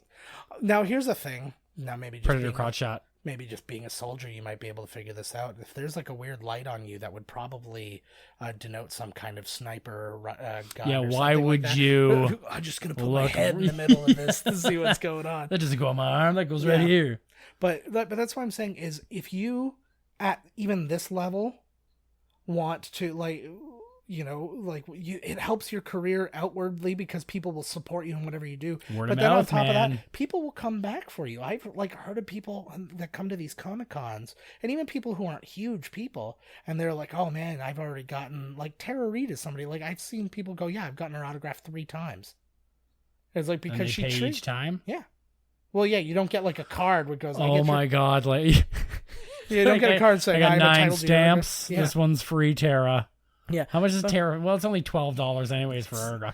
It's not much, but it's her acting in the Sharknado movies is like, oh my god! I love the new Sharknado movie. I thought it was fucking awesome. It's great, but they're mega atrocious. Where's the giant hole in his head that was clearly shot? I didn't see it. It was covered with gore. No, again, it's all darkness. Yeah. But but like that's what I'm saying is fuck. You can create, like, they basically create a brand for themselves where they can go to the, like, anytime they've just got some free time. It's like, oh, I'll just go do a couple of Wizard cons. Yeah, Bruce Campbell's pretty cool to his fans, too. Yeah. And, like, Freddy... It's always like the B-movie actors and the TV guys. Like, I met Freddy Krueger. I'll see if I can sneak in and go find the photo. Didn't he slash your sister a little bit or something? He poked her a little because he had the glove on. I'll grab the photo out for you to see after. That's awesome. But it's super nice. It was very fast. Like, but he was a cool guy, right? Because he was trying to get through because his line came late because the previous person was late and all that. And it became a big thing. So he was trying to get through so everybody could get... Oh, fuck. He's still shooting. Can get their stuff. But the... That's a good-looking severed arm. Yeah, it is good. And it's because it's, like, jiggly and, like, it was... The gun's jiggling it. Yeah. But the... Oh, fuck. Yeah, and that's anyways, like I said, the one the thing crew that's just really losing out is look at that, like your Schwarzeneggers and stuff like that, because they don't need your support because they've already got the money and they've already got all that stuff. But you'd think that they would show up though, just to be like, you would just to walk. Arnold just walks through, shakes a couple hands, so everybody can be like, "Holy fuck, Arnold Schwarzenegger walked through!" Right? It would be amazing, but like it's like even. But Kevin their Smith, schedules are fucked, right? That's like, another their schedules are crazy, and that's why their time is worth so much money because this is my free time. I cannot do this and be fine, right? This isn't a part of my required income. It's like I could be sitting at home smoking a cigar right now, as opposed to like flying. Be diddling my nanny for Christ's sakes, and I'm here. Yeah, exactly. Divorcing Skeletor, my wife. They both got that strong jaw. Eh? He needs a lady with a strong Spanish jaw. Sure do. Look I just question why. That is one of the most badass knives I've ever seen. I have the same knife. It spits out raspberry jam. Nice. So you can do things like he's about to do right now. Like this right here. I do this every day on my porch. Like he's not putting You press a button and then boom, jam. Like I know obviously that's a prop thing. That's a jam knife. But I just think that I felt like he should have been putting a little bit more pressure on. Like he was actually super sharp. Ooh, I had a little grumble bumble. Rumbly. There's a rumbly in my tumbly. Oh. This guy's badass. This guy's like, fuck this. He's like, I know you're going to kill me anyway, so get the fuck out here and just get it over with, you motherfuck. Yeah, it's really good. And there was a lot of rumor that apparently they cut his death because it was too gruesome. Really? But it never happened. They never shot a I like scene. that. I like just hearing a scream because he's so close, right? Yeah, but they never shot a scene of his death. It was always intended. Ooh. Oh, I thought he made it. I forgot. He just got shot in the brain. Yeah. Don't pick that gun up. Arnold's onto it, right? Yeah, he figured. Arnold's onto it. He figured it out. Oh, he's got his. Yeah, that's. He's got his no face on.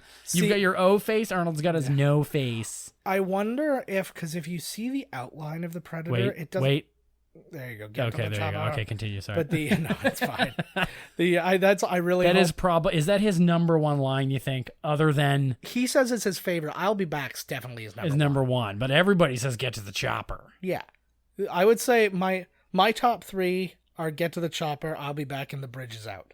Yeah, I do. The Bridge Is Out was pretty good. I do The Bridge Is Out constantly because the Skyway is always closed. And I'm like, the bridge is out. And then I go down and then the other bridge is up. So I go, the bridge is up. Did you notice? It takes me 40 extra minutes to get to work.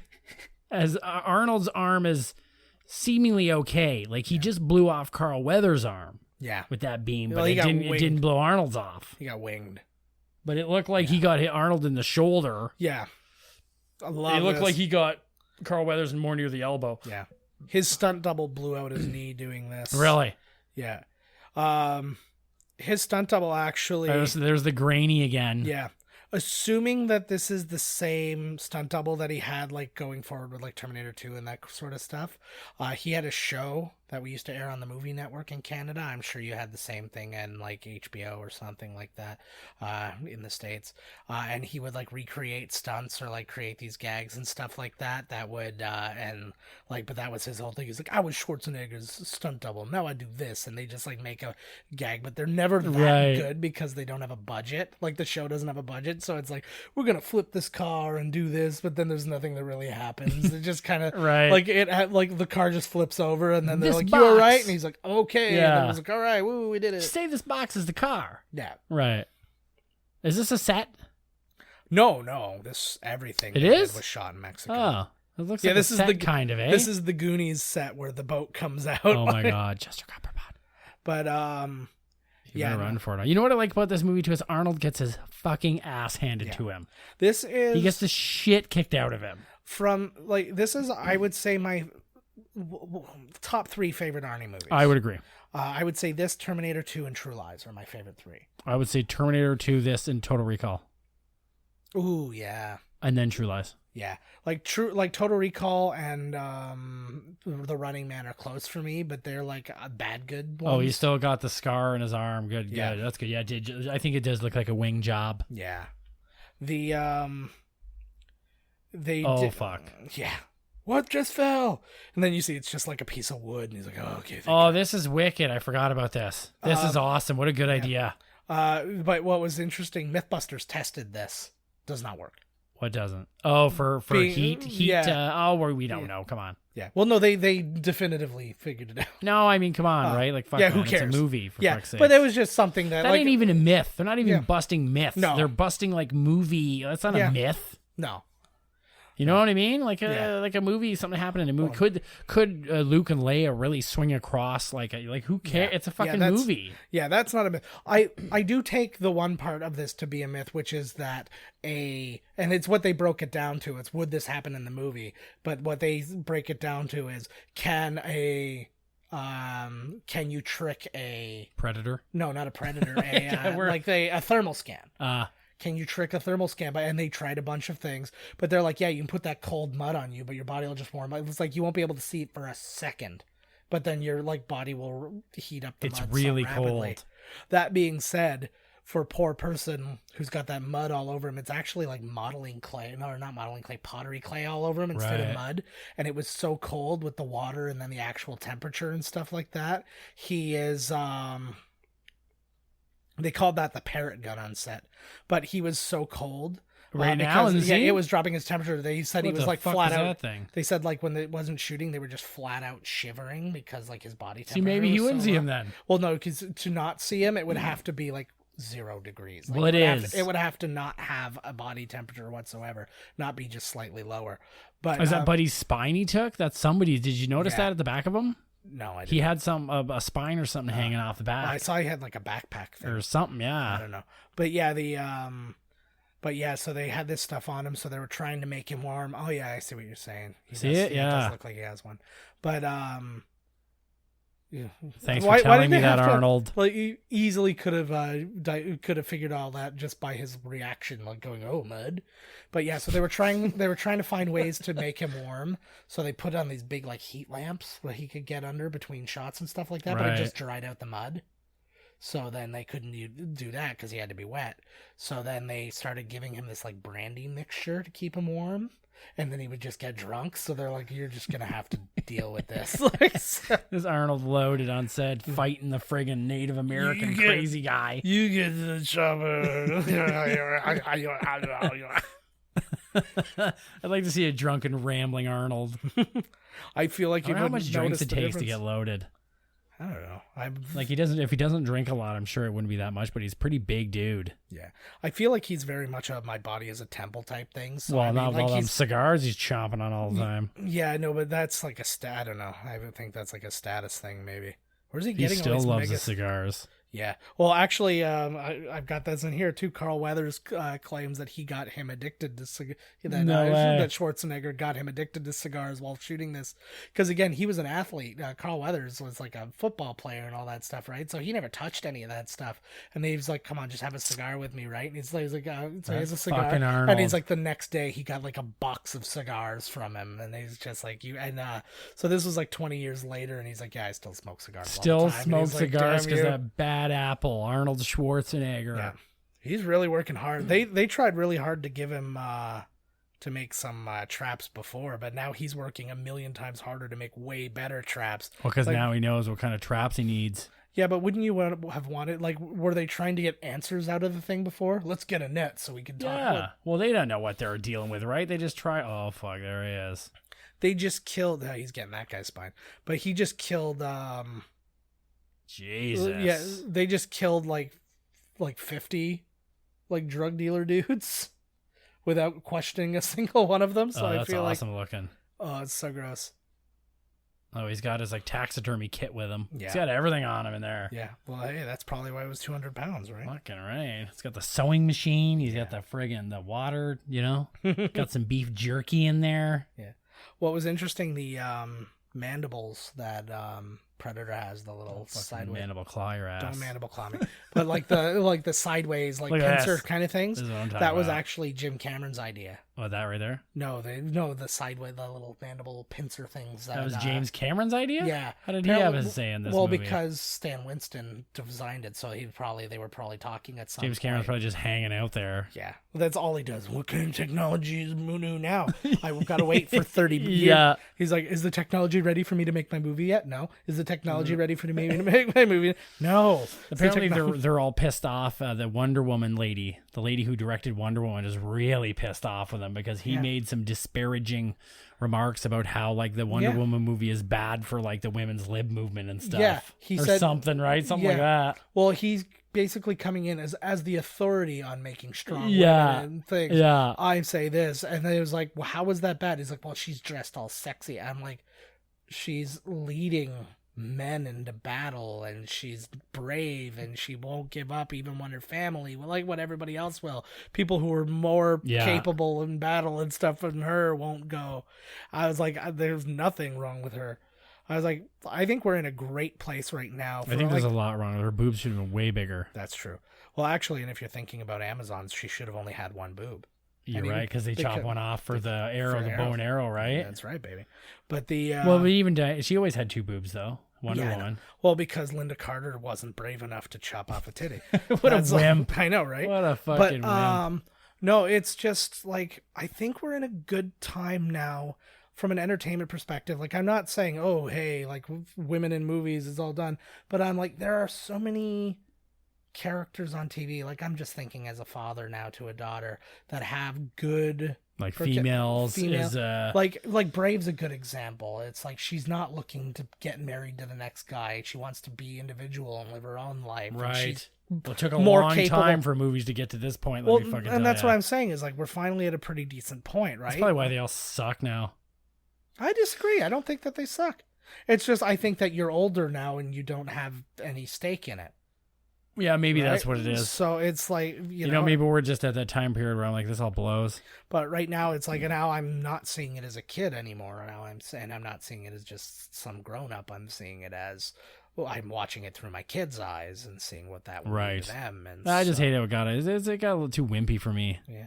See, Everything's too left. Everything's gone way too left. Like, you can't say one fucking thing anymore without somebody blah blah blah. Can't put anything in a movie. No more stereotypes. No more. Where's the tits, man? Where's all the boobs in the movies? They're still happening. No, girls don't even want to take their tops off in a movie because they're more than that. See, that's the problem. That's the problem. We let them vote. We let them do all this stuff. And now they're like, we're equal to you. You don't have to show your dick off in this movie. Why do I have to show my boobs? And boom, your whole movie's ruined. Yeah, that's true. You know? But now they've just moved it to TV, so it doesn't really matter. Yeah, there is a lot of nudity. Well, TV has become more... TV has become like more complicated storylines, better characters. Like HBO did that, man. HBO started the whole thing, in my opinion. HBO, well, and it's the simplest thing to me. I actually got into a bit of a fight online. Glad. That's not how you spell Boba Fett. No. This wasn't a nerd one. This was if you're arguing with somebody over the computer, it's a nerd one. I knew right away that I should have just kept my mouth shut. But it was a thing where Glad basically said that they should make... Glad garbage bags? Yes. Yes, Glad garbage bag. They said that they should make Wonder Woman bisexual.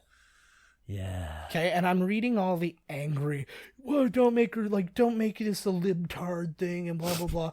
And I'm like, that's not the argument you should be having. I was like... there's no good reason to say don't make her this. Yeah, well, just go with the source material. Is Wonder Woman bisexual? Yes, and then there was apparently in the 60s, there was some storyline where she was. But all that aside, all I said was it should be up to the people who are making the movie to make the decision. And then it is up to And then in brackets you put, I hate lesbians. Yes. No, and then it is up to Glad to then go ahead and say, hey, you know what? I disagree with, I think they're underrepresenting this, or I think they're doing that. That is where the rights of any special interest group come into play. It's like, these are, because that's their right to say, look, I think that you are not doing, or are doing a disservice to our group. Right. And then it's like, you go ahead and deal with that any way you want to deal with that. In the meantime, we can choose to condemn you. We can choose to, and that's great. And that's how it works. And that's great. But to come out and say, hey, you need to change this aspect of your movie. I was like, well, go write the movie then. If it means that much to you, you go write the movie. But you can't write the movie. So let them do it. Right. And if they don't do it to the way you like it, then go ahead and say, hey, this is not what we're supporting. We're going to support this one that is doing that kind of thing. Right. Right. And that's, who was this person you're arguing with? It was just, again, it was some random person who then came up to me and said, they're just trying to be inclusive. I'm like, I'm not saying don't be inclusive. I'm saying let them make that decision. If you're not happy with it. So every time you write a movie now, you got to have a tranny. You got to have every type of sexually represented character. Like, come on. No, and that's the thing. And it's like, and that was my whole thing. I'm like, you don't hear like the NAACP saying there weren't enough black people in the movie. I know right, exactly. Right, and it's like, and sometimes they have legitimate gripes on some things. Friends, for example, Seinfeld. Yeah, was there any black people on Friends? Ross's one girlfriend was played by Aisha Tyler. I just saw there, and that's funny that you say that. I just saw that episode. Well, I didn't watch the episode because I fucking hate Friends. Well, she was in several episodes, but it was like the. I don't hate it. I say that. I pretend that I hate it, and then I laugh like through the whole episode, hating myself. I like Friends. It's simple. It's a simple laugh. Like, it's not, on my top tier. So grosses me out. But that's what I'm saying. It's anybody's right.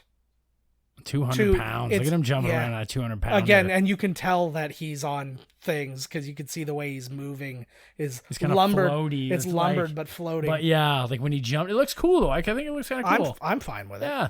But yeah, that was fuck. So yeah, that was my big gripe though, is I am very much, and again, because Todd and I, find ourselves in creative endeavors, I don't want to be told what I have to do, but it's completely up to you. I like that, in creative endeavors. Yeah. I like that. But it is completely up to you to decide whether or not what I am doing is the kind of thing you want to support. Right. And if you don't want to support it, because I've said something that doesn't line up with, your way of thinking. I can't see that happening. Yeah, I know, right? No, but and that's everybody's right. And I do apologize in that case, because that's not our goal. Did I spit on you? No. Okay. And that's not our goal, and we would never want to do that. And just like I think that Wonder Woman's not trying to upset the LGBTQ community. I think that's the whole reason the movie was made. Right? And it's like, I don't know. It kind of drove me nuts. Well, because a lot of these groups, they're just like looking for something, though. Yeah. I can't say a lot of these groups. No. When you hear something like that, like you're upset about Wonder Woman, like why? It was just so specific. I was like, why are you barking an order of like such specificity? I'm totally on board with you saying, hey, you know what? I feel like there could be some kind of representation of the LGBTQ community in here. You live in a world where it's all women and it's like this kind of thing. It just seems to be. Some of them and she did, lesbian, and she did allude a little bit already to bisexuality, because she says in Wonder Woman, I know you haven't seen it yet, but she says like in a thing that basically in her studies they realized that for pleasure purposes men are completely useless, just like everything else, right? And it's like, and they're Amazon, they can open their own jars, they're really tall, they don't need us to reach things, like we're totally obsolete. Yeah, exactly. So but so it was just one of those things. It just got way too specific for me. Maybe she'll help me move. Maybe Wonder Woman will drive me to the airport in her invisible jet. Yeah, so you don't even need to go to the airport, she'll fly you. Fucking right on. I hope that's something. And I'm the same way too, and that's another thing too. I'm the same way with the nerds, where they're like, you need to include this aspect from this storyline or whatever. No, they don't.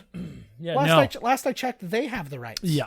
And it was like, and even when they make really stupid, awful decisions, it's still their right to make that decision. And as a representative of the nerd community, you have every right to not watch it. I just hate when they want everything to be like verbatim from this. So it's like, what's the point then? Yeah, exactly. What's the point? Go read that comic. Exactly. Why are you going to make it like, look at his eyeballs glowing in the dark there? Oh my God. It looks like something out of The Simpsons when they turn the lights off, man. Is that Bill Duke?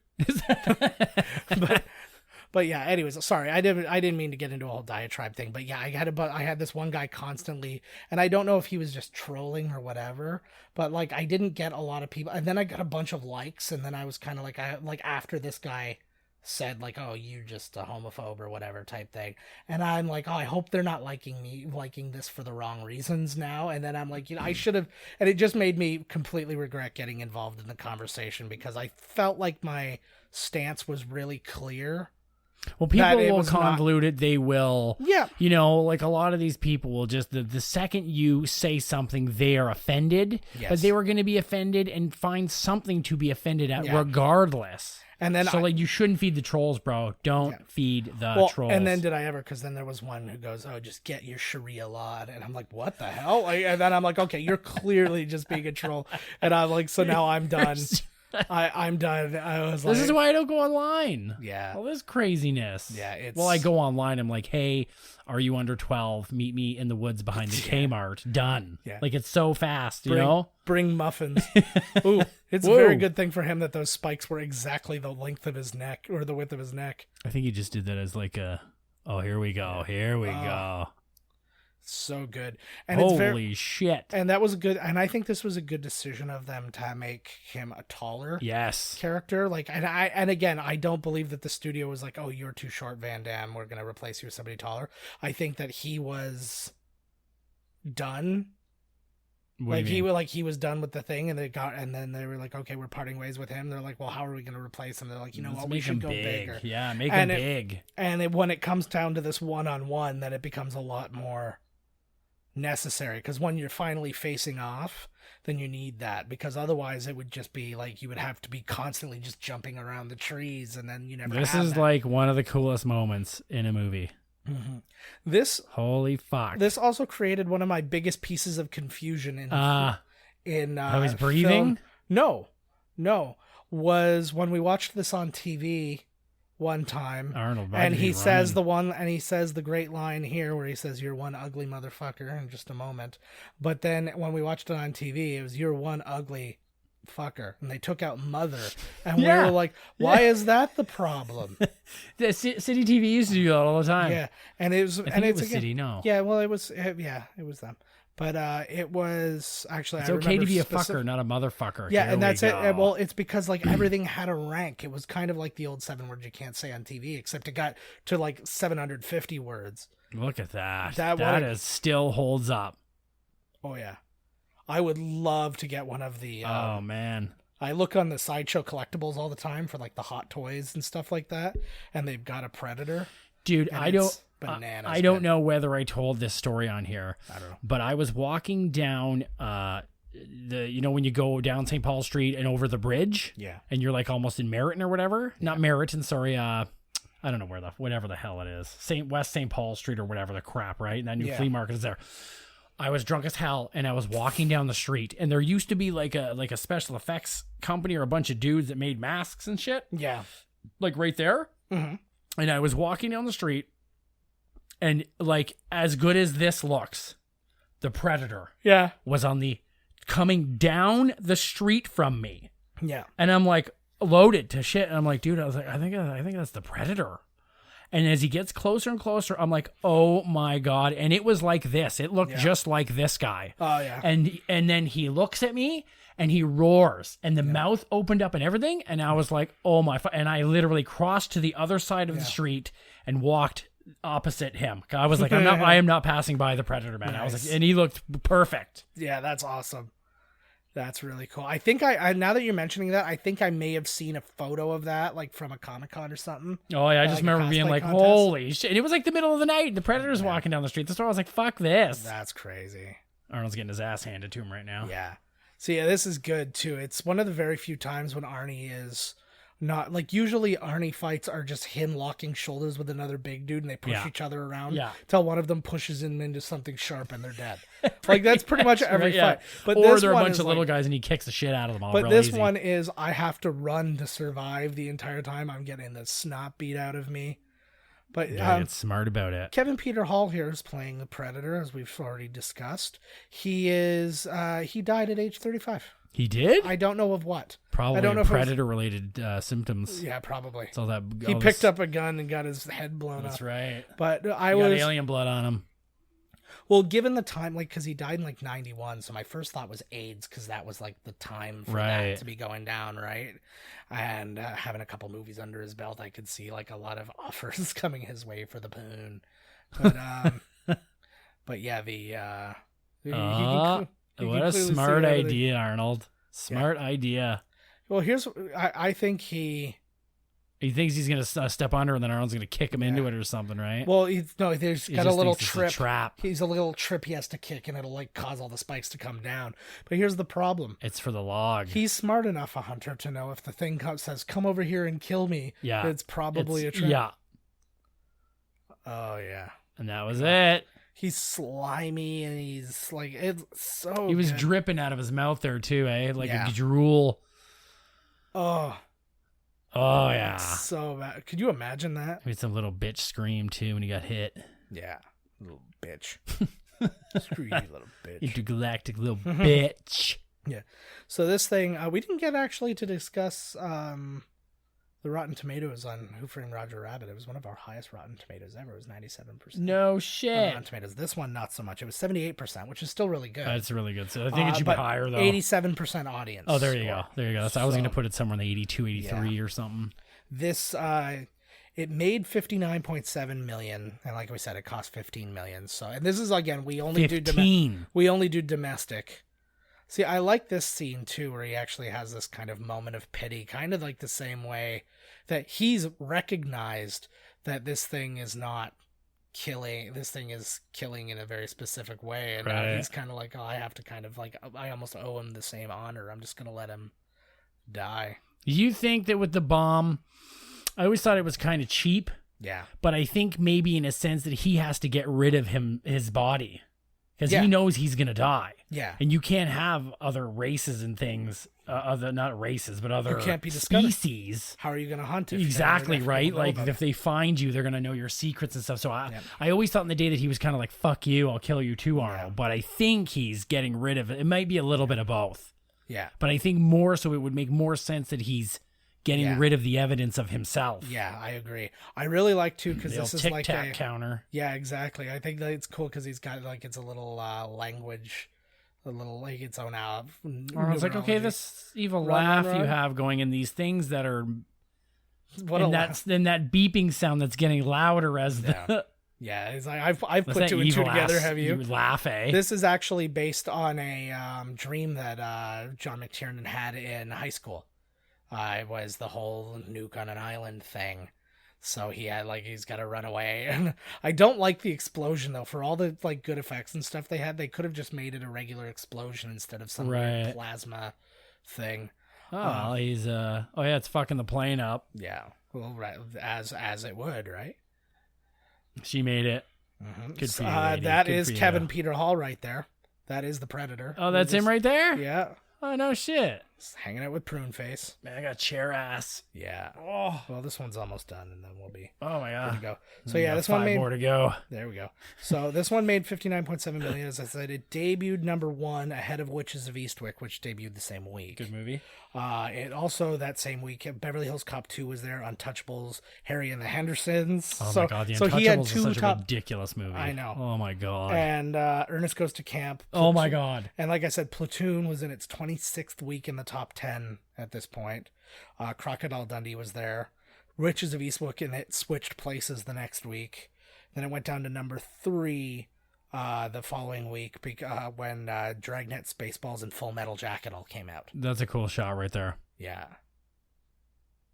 I had a like weird that. time though. I was like, Full Metal Jacket came out the same day as Spaceballs? That's so weird to me. Both hilarious films. Yes. I couldn't tell you which one was funnier. So this place was already on fire. They probably set a couple little fires, but it was already burned down. That was all it was all dead trees and stuff because that had already burnt down. So what they did was just they lit some fires and they charred it and stuff he looks fucked up. Yeah. Yeah, he's been through something. He was supposed to be in the sequel. He wasn't even going to be the lead in the sequel. At one point he was going to, and then they didn't. And then they were like, well, what if we bring you back just as a kind of oh, here's what you're up against kind of thing. And then he didn't want to do that really either. And then it just kind of got abandoned. But the girl is in the second one, which I forgot about. She is? Yes. And I think she's the here's what you're dealing with kind of kind of lady. I love Puncho. This scene. Wink.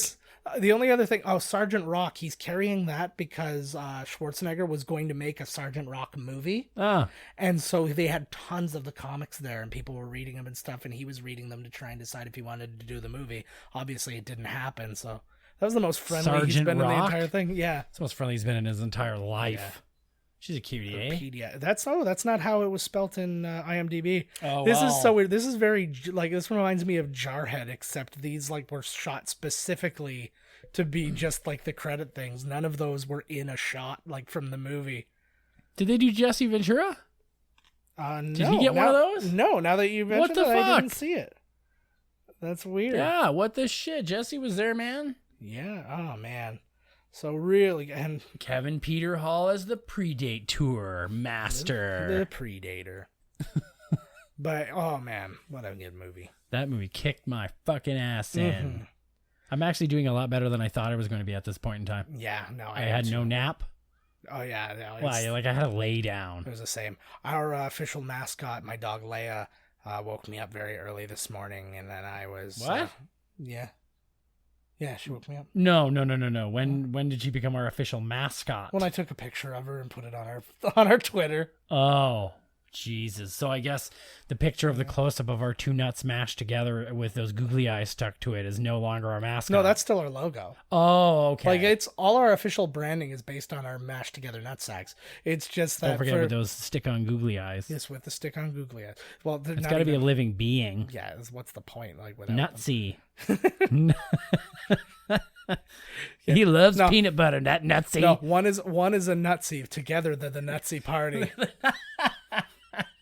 And they love peanut butter. Yes. And hate Jews.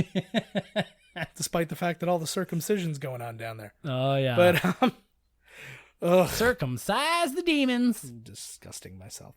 But the what the hell was the caterer especializada? There's too many words altogether. Especializada. There we go. Oh my god, they just threw something in there. It was just things they ate off the jungle floor. I feel like they just like kind of make up. Well, like it's like the way that Taco Bell makes up Mexican words for the things. There's a quesarito. There's no way that that's a Mexican word.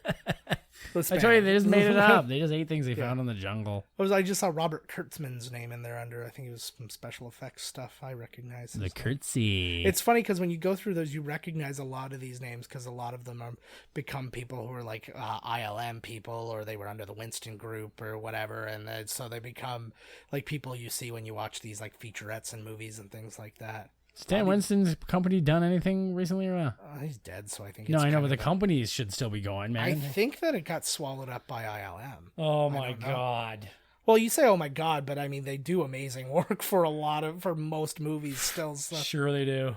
So I give it a little long. Of course, you're gonna talk up the ILM. No, I like to talk at Disney. Well, I guess ILM does most of Disney's shit. Exactly. Sorry, but the don't be sorry to me, bud. I'm not that sorry. I know. Don't worry about it. Hashtag sorry, not sorry. I love that they have to put any events in this or characters were fictitious because nobody wants. Hey, that character's based on me. There's like a real predator out there, real pissed. That's not how we are at all. They're like the most fun-loving, beautiful creatures, and he's mad. And I do get the point. Like the legal point is, you stole my characters, like these things from me to make this character or whatever, and that's a very simple thing, but they have to have that whole blanket statement which also includes the events, right? And I'm like, full well that you don't have to mention that for the events. But I always think when I see the Predator, there was this guy called Wesley Willis. Oh, yeah. Do you remember Wesley Willis? I will Batman's ass. I will bat that guy. Alanis in Morissette the one tune, he says, okay, so back in the day there was like 106 in Park on BET. Okay. And there was these two hosts, the girl, and then there was AJ, and he was this big tall dude with huge dreadlocks. And in the one Wesley Willis tune, he's like, AJ from 106 in Park, he looks like the Predator. I just, every time I see the Predator, I think about that fucking dude from 106 in Park. The song, I can't even explain him. If you haven't heard of Wesley Willis, you can look it up, but he has these songs. But I wasn't like, is he mentally challenged? Yes, big time. Pearl Jam found him. What? Pearl Jam found him. I'm having a real hard time with this story. No, maybe I'm thinking Spoon Man. One very popular artist knew Wesley Willis because he used to sell art and he used to sing on the keyboard, right? Out on the streets. And I'm sure it's Eddie Vedder or something actually found him. I'm not saying they produced his CDs or anything, but they knew him and would buy his crappy art for like way too much money. Them showing their support. Right. Kind of, I don't know. I need to look into this. Look into this, people. Yeah. But and look up his stuff. He's got a song that's just all about Alanis Morissette. He's got another one that's called Rock and Roll McDonald's, which literally the whole thing is Rock and Roll McDonald's, rock and roll. I don't want to pay for his rights. But, I'm sure he's gonna. Imagine we get a cease and desist letter from Wesley Willis's lawyer. Yeah, it'll happen. He's coming now. I heard a knock on the door. Fuck. All right, so we're going to wrap this one up for today. We got another one to go. We are rocking and rolling.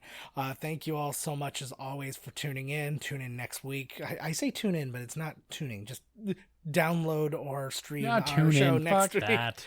I know, but check us out next week. We're going to announce the next movie. I promise you it's going to be a good one. What's really funny is that this is one that I'm not sharing with Todd until I press play. I have no idea. We're going to press play in a couple minutes. Yep, so we're getting there. It is very late here, and we are still rocking and rolling. Still going. All-nighter tonight. So we love you guys. As always, get in touch with us. Find us on come to our website. You can contact us through there. Twitter at Miscast Podcast. Make sure to follow us. Make sure to like us. Subscribe to us. All those good things. They do help. It promotes us. It makes us more visible to more people. Makes us stronger. So, and as always, word of mouth is going to be the way that we get around, and I can actually see that when I look at our stats. I see, one person in this small area did it. Now a bunch of people in this small area. So thank you to everybody who is out there spreading the word. When you fear and believe in Freddy, he is real.